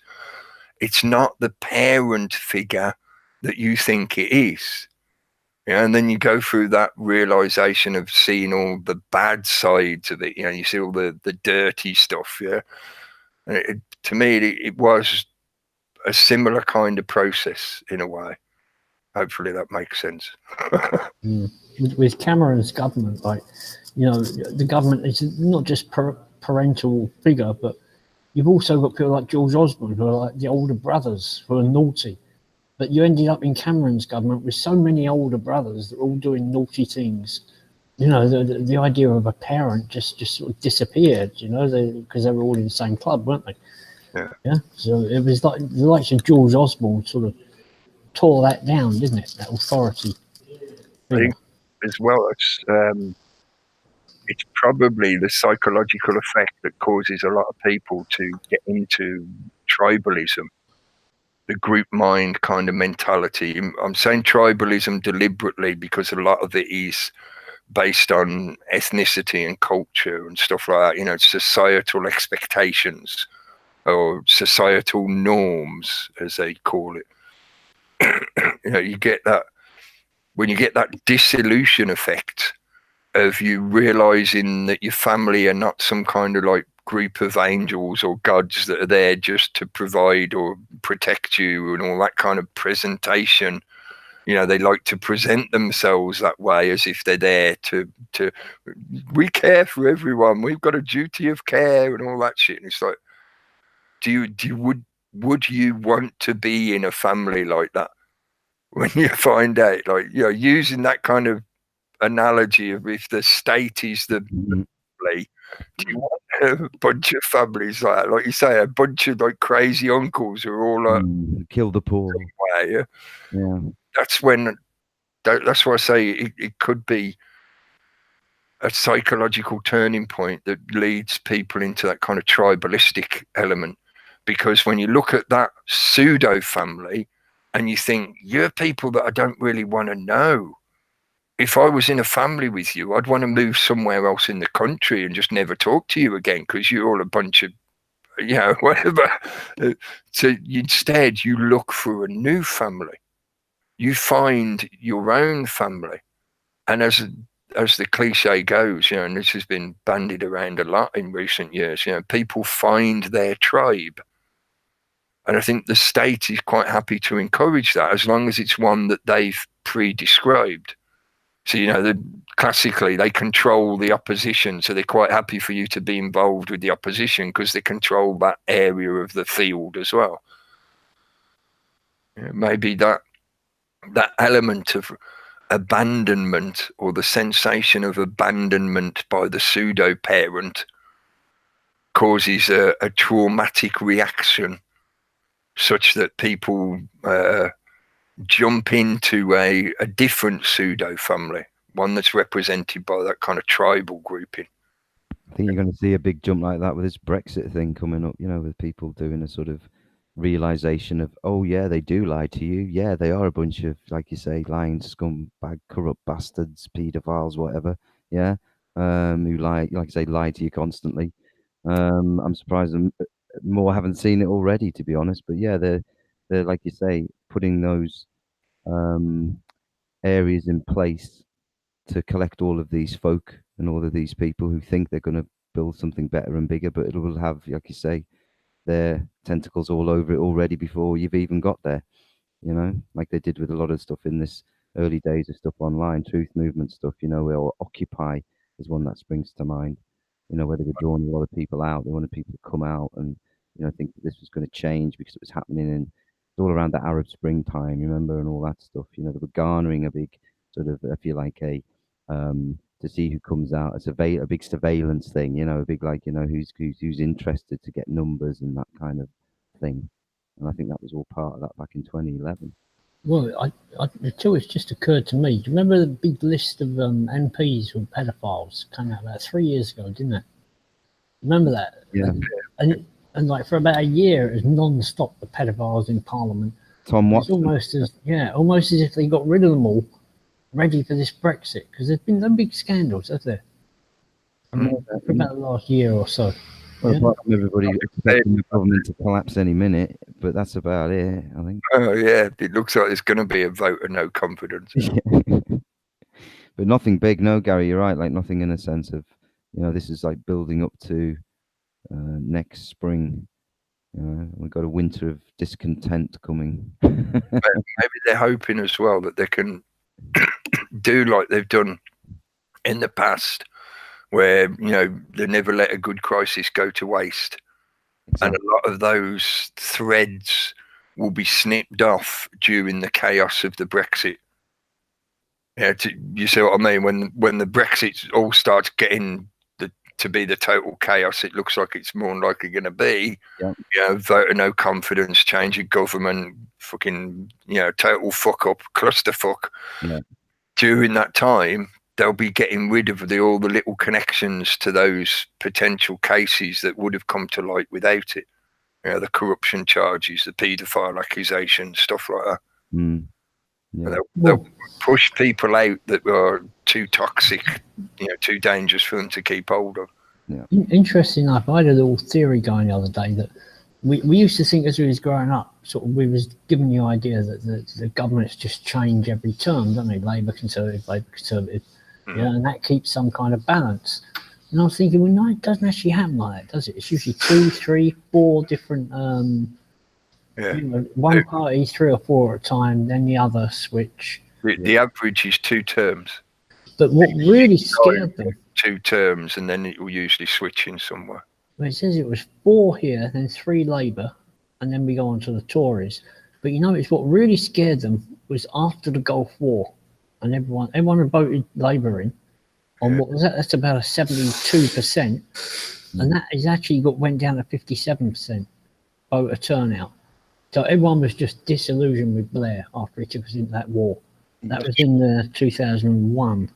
It's a shame that scale doesn't extend a little bit further. Not on the right, because obviously that's just telling us what's going on at the moment, but on the left, I'd just be curious to see whether there was more participation back in those earlier decades, like the turn of the century decades, was some more voting participation, stuff like that. You'll probably find out. But see, that's why this has all changed, I think. That low vote there at 57%, yeah, which Labour brought in. So they carried on another 2 terms with Labour, then back to the Tories, yeah? And now they've had to start scaring everybody into voting the opposite. But a coalition, don't forget, not a true Tory rule, because it's interesting it stopped there.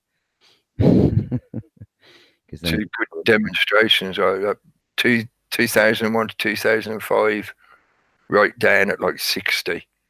So I take it that's 60% of the. I think that was 57%. I've read. Yeah, it's figures just a little bit out. And that's at just the right time when, like, because I can't remember the date of the elections back then, but correlating that with the I'm going to mention it, the 9/11 event. That then adds in, I feel, as evidence towards that argument that a lot of the agendas have been pushing over the last 18 years have been about trying to pull people back into the political game. Definitely, yeah. Because back then, people could quite easily, this is what happened for me. That was about the time that my political delusion really started falling apart, and I just gave up on that element. I realised that to me anyway, I had the confidence to say that it's all theatre.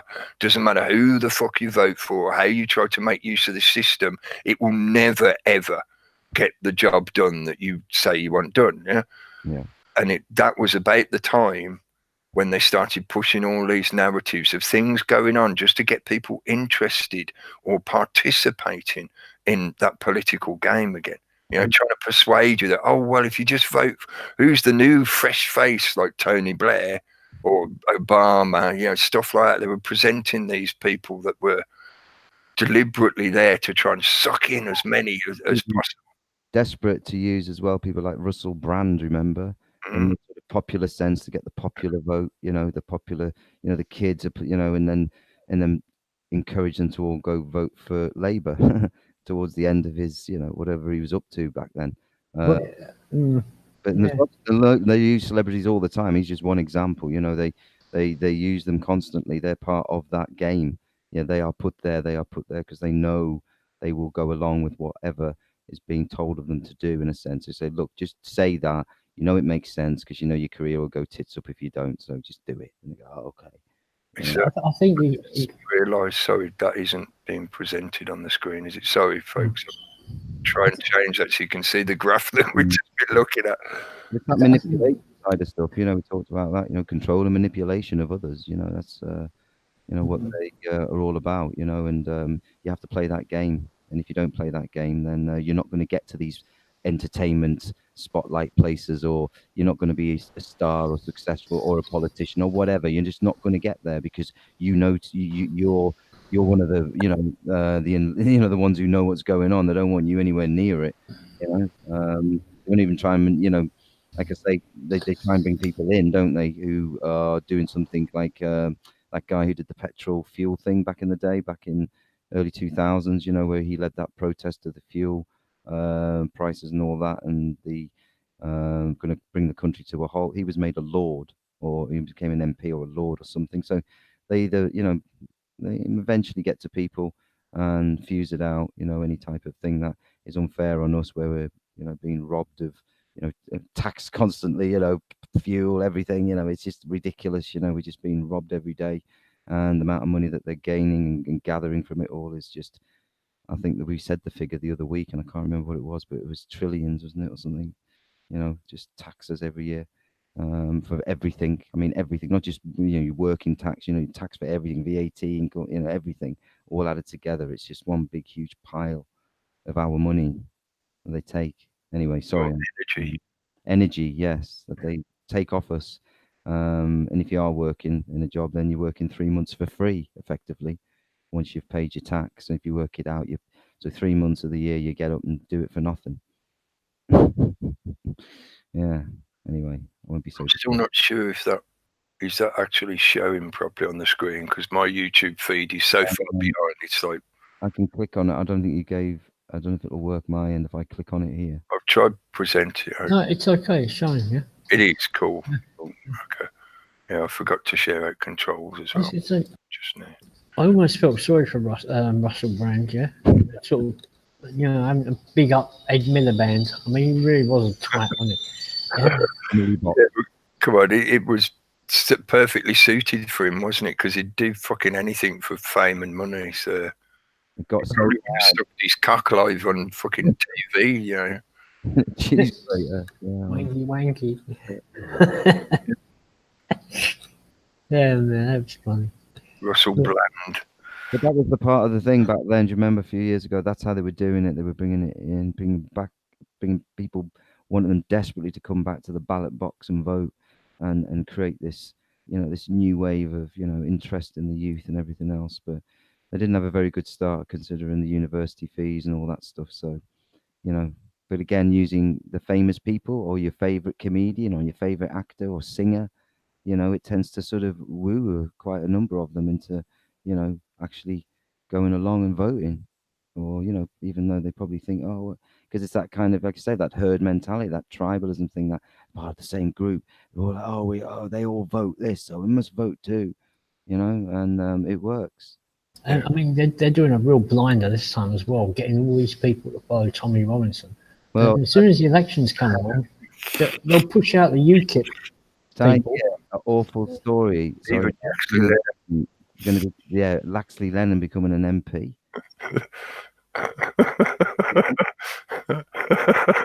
No, I think it's all a psyop to get these people following Tommy Robinson. Then when the election comes along, they go quiet and they say, "Oh, come on, lads, let's all vote for UKIP."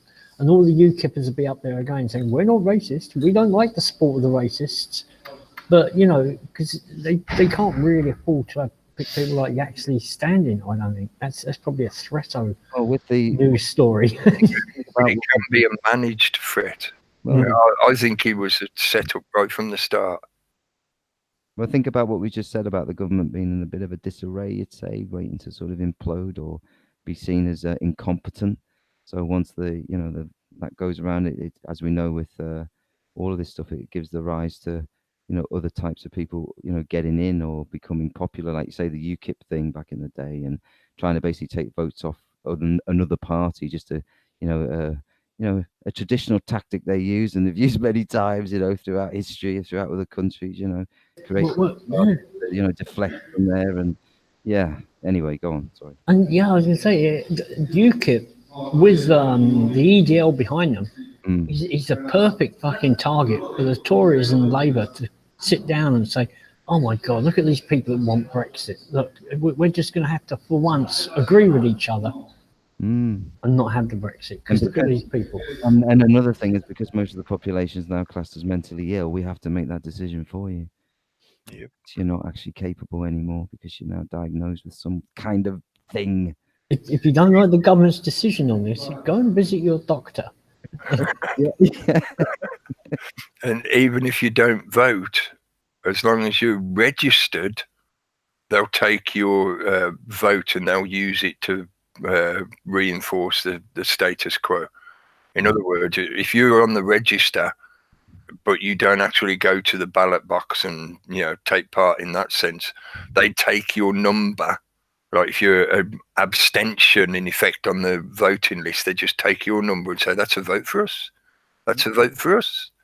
So non-participation within their system is also now accounted for. And that's what I stipulated. If you are registered, because non-participation, you can be completely non-participating by not being on the voters register, and then they can't try and claim your number as part of their quota. You're a spoiled ballot. And I mean, what kind of idiot spoils a ballot? I mean, who can't fill in a ballot form? Yeah. I mean, it must have mental problems, these thousands and thousands of spoiled ballots. Yeah. Put your mark on the line. Yeah. If you can't even do that, then it means you're not a person. As far as they're concerned, you're a creature. A thing. Yeah. And then it gets into all the crazy legalese, pig Latin bullshit. You are now a creature because you're not even capable of putting a mark on a line to acknowledge the authority. You've got to sign my paper to say that you accept that I'm your ruler. And if you don't want to sign it, then that means you accept that I'm your ruler. Oh, sorry, it's just the craziness of some of the bullshit. It just makes me giggle. I'm sure there was something else I meant to mention tonight. I can't think what it was. I brain farted at the last minute. Looking at my notes. Yeah. There wasn't. That's the thing. I'm looking at my notes. I'm thinking. I'm sure I left something out. There's something tapping away in the back of my head saying, "You forgot about me." And it's like, yeah, I have. But I can't remember what the fuck it was. I don't know. Whatever. Mention it on Wednesday if you remember. Yes. Actually, it might have been that. I saw it was on RT.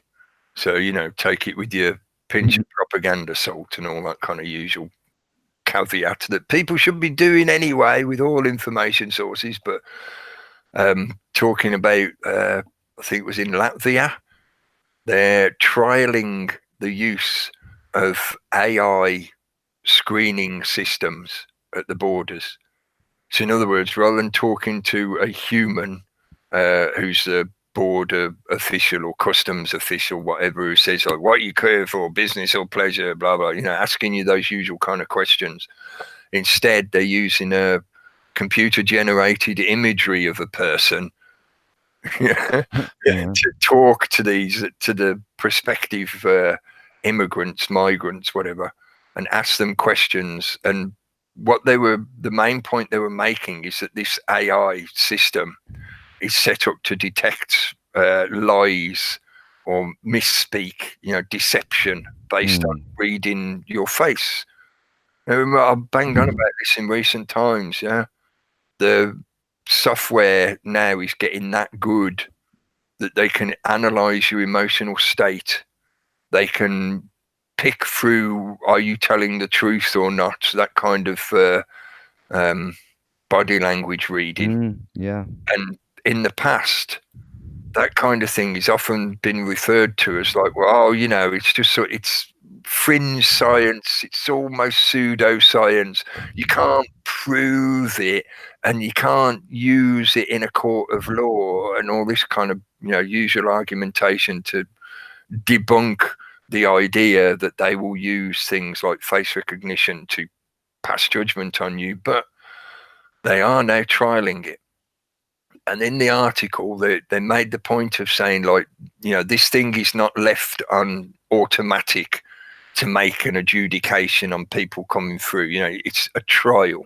So it's got human operators there keeping an eye on it, and it's only allowed to do certain limited things, taking commentary from the people it's questioning, so it's taking only a limited amount of data to do what it's doing. But it's proof of purpose. It's proof of purpose that the software and the technology actually works in the way that they want it to, as in they can point it at you, it asks you questions. It's a human character on a screen that asks you questions, and your responses are monitored, and a judgment is come to based on your responses and what it reads on your face, your body language. Oh, wow. This reminds me of the way, you see young Americans, and they all talk the same, and they've all got a slang way of talking with each other, yeah? And they've got sort of like cookie cutout expressions that they use. Now, if you're a bit different, they're going to think you're lying. So the machine is going to say, this person's different, this person's lying. But if you came on like you're an average person that interacts with mainstream media and picks up all their cues and how to act and behave from the mainstream media, it's going to think you're normal. So it will actively encourage. Well, before I start on that, I just wanted to add as well, the very fact that they're trialing it in a situation such as a border control point, a movement of people point, that means that there will be legislation enacted for these systems soon, because otherwise, why would they bother trialing it in a situation like that? For that thing to do what it does, there has to be legislation set up to then account for the results that come out of the machine and how they're applied to the people being questioned. So even though at the moment there is no, like I said earlier, you can't bring this kind of evidence into court. You can't say, oh, I filmed the guy and I run it through some software and the software told me he was lying, so therefore prosecute him. You can't present that shit in court yet. But that's the point. If they're trialing it in a situation like that, that kind of environment, a border crossing, it requires jurisdiction to be enacted. So therefore, legislation will be created and put in place to account for the use of these systems to adjudicate over a person within a situation. And the other thing I was going to mention was the introduction of these systems And that one I'm referencing is, you know, a bit specific because it's just a trial in a certain location. But these systems are being utilized on most smart devices. In particular, the more up-to-date smart devices that utilize face recognition. At the moment, it's being sold as a point of security. You know, your phone recognizes your face, therefore only you can access it, shit like that. But by it being there, that is the foot in the door that allows them to add that extra bit of code that reads your emotional state by what's going on your face. Yeah. That, as Gary has just described, will actively encourage, it will subliminally encourage, because most people won't be consciously aware of this shit happening to them. It will subliminally encourage people into more sociopathic thinking, a mindset of a sociopath, where you present the face and the expressions that are expected within the defined boundary line of this AI system requirement. So if the AI is comfortable, as long as you only ever smile a certain way, people will begin to adopt that subconsciously. They won't realize they're doing it. They'll just pick up their phone. They're like, oh, my phone won't activate. It won't let me in. Hang on. If I do this certain face, oh, now it works. Yeah, of course, man. That's the next level of Alexa. It watches your expression when it gives an answer. Oh, you liked my answer on thing? Because it sees you smile. Yeah. And it's recording that. Yeah, of course, man. Oh, Jesus. And now I'd like to reference, but the film you told us about a while ago, okay, that Space Station 76. If people haven't seen it, it's not a big budget movie, nothing like. It's not super fantastic CGI or amazing script writing or anything. It's just a little low budget movie.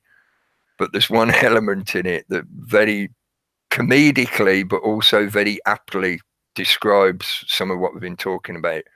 Where in the, I'm not going to give away loads of spoilers, and it's nothing major anyway, but in the storyline, there is in this space station, it's got this kind of 1970s theme style to it because it's meant to be a comedy. Yes, it's deliberately a little bit kind of spoofy.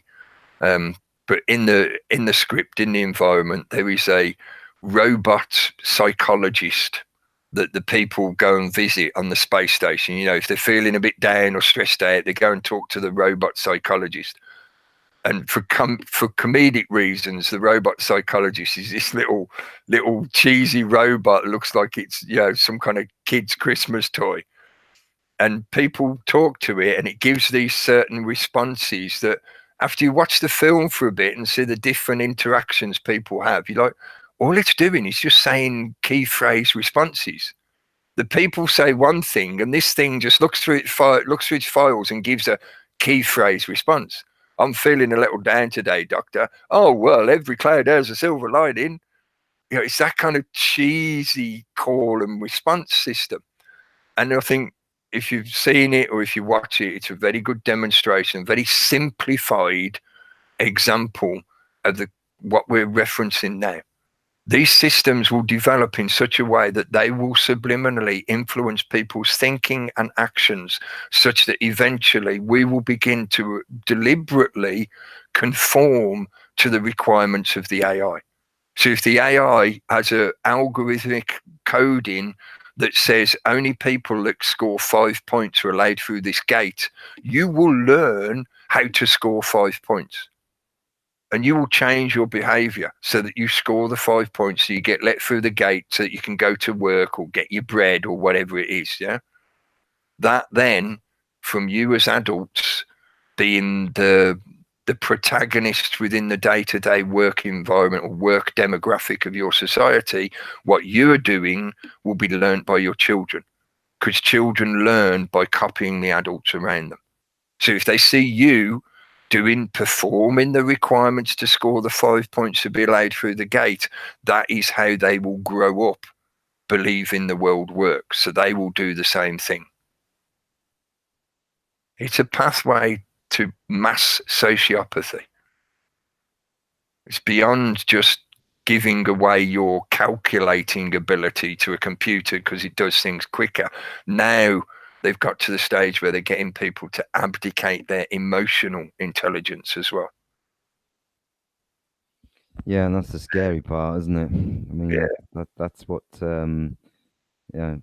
Or I always knew they were getting to that level. I know the sci-fi films are just future programming, really, of things, because they've been, they're now at that level now, like you say, and rolling out these so-called test countries. Like, was it Latvia? You said? I think it was a couple of countries. I think it might have been on the border between the two. I'm pretty sure one of them was Latvia. Yeah, they could pick a couple of areas or countries, whatever, who will accept this as being a trial. And yeah, it's coming, like we saw in China, with their social credit score system and stuff. How they're surveilling their entire population. This hangout is becoming too somber. Unless everybody gives a real smile, it will be terminated. You have been reported to the local health authorities for suffering from severe melancholy. Go into your cupboard and take 2 blue pills. Now we're getting into THX 1138. Right, okay, I think, yeah, we're past the 2-hour mark, so thank you for tuning in, folks. Thanks for giving us your attention for 120 minutes or so. 120 minutes, how many moments is that? How many times have you changed the world in that last 2 hours? How many breaths did you take within 2 hours? How much oxygen have you processed? But yes, thanks to everyone in the chat. Now I'm scrolling up the chat. There's a load of new names, or more names than there was when I first said hello to everyone earlier. So hello, thanks for joining in the chat. Thanks for getting involved, participating on that level. It's not a requirement. It's just there as another way for you to communicate with people if you choose to. You're not required to participate in the chat. It's not some kind of group clique requirement. You don't need a license as long as you don't abuse it. If you abuse the environment, you will be kicked out. So if all you do is spam or post crap or just attack people or post shit, you'll just get excluded from that environment because they ain't got time for that shit anymore. I put up with it a little bit years ago in the hope that people might help themselves by realizing that their own behavior was not helpful to themselves or anyone else. But after a while, you just have to turn around and say, mate, if you want to act like a twat, fuck off somewhere else and act like a twat. Don't need it here. It's not helping anyone. Go away. Go away and think about yourself. In that good cliched Buddhist punishment, go away and think about yourself. Think about what you've done. Good night, guys. Thanks for joining us. Mate. Yeah, cheers, Gary. Thanks. And yeah, thanks again, folks. I'll say goodbye.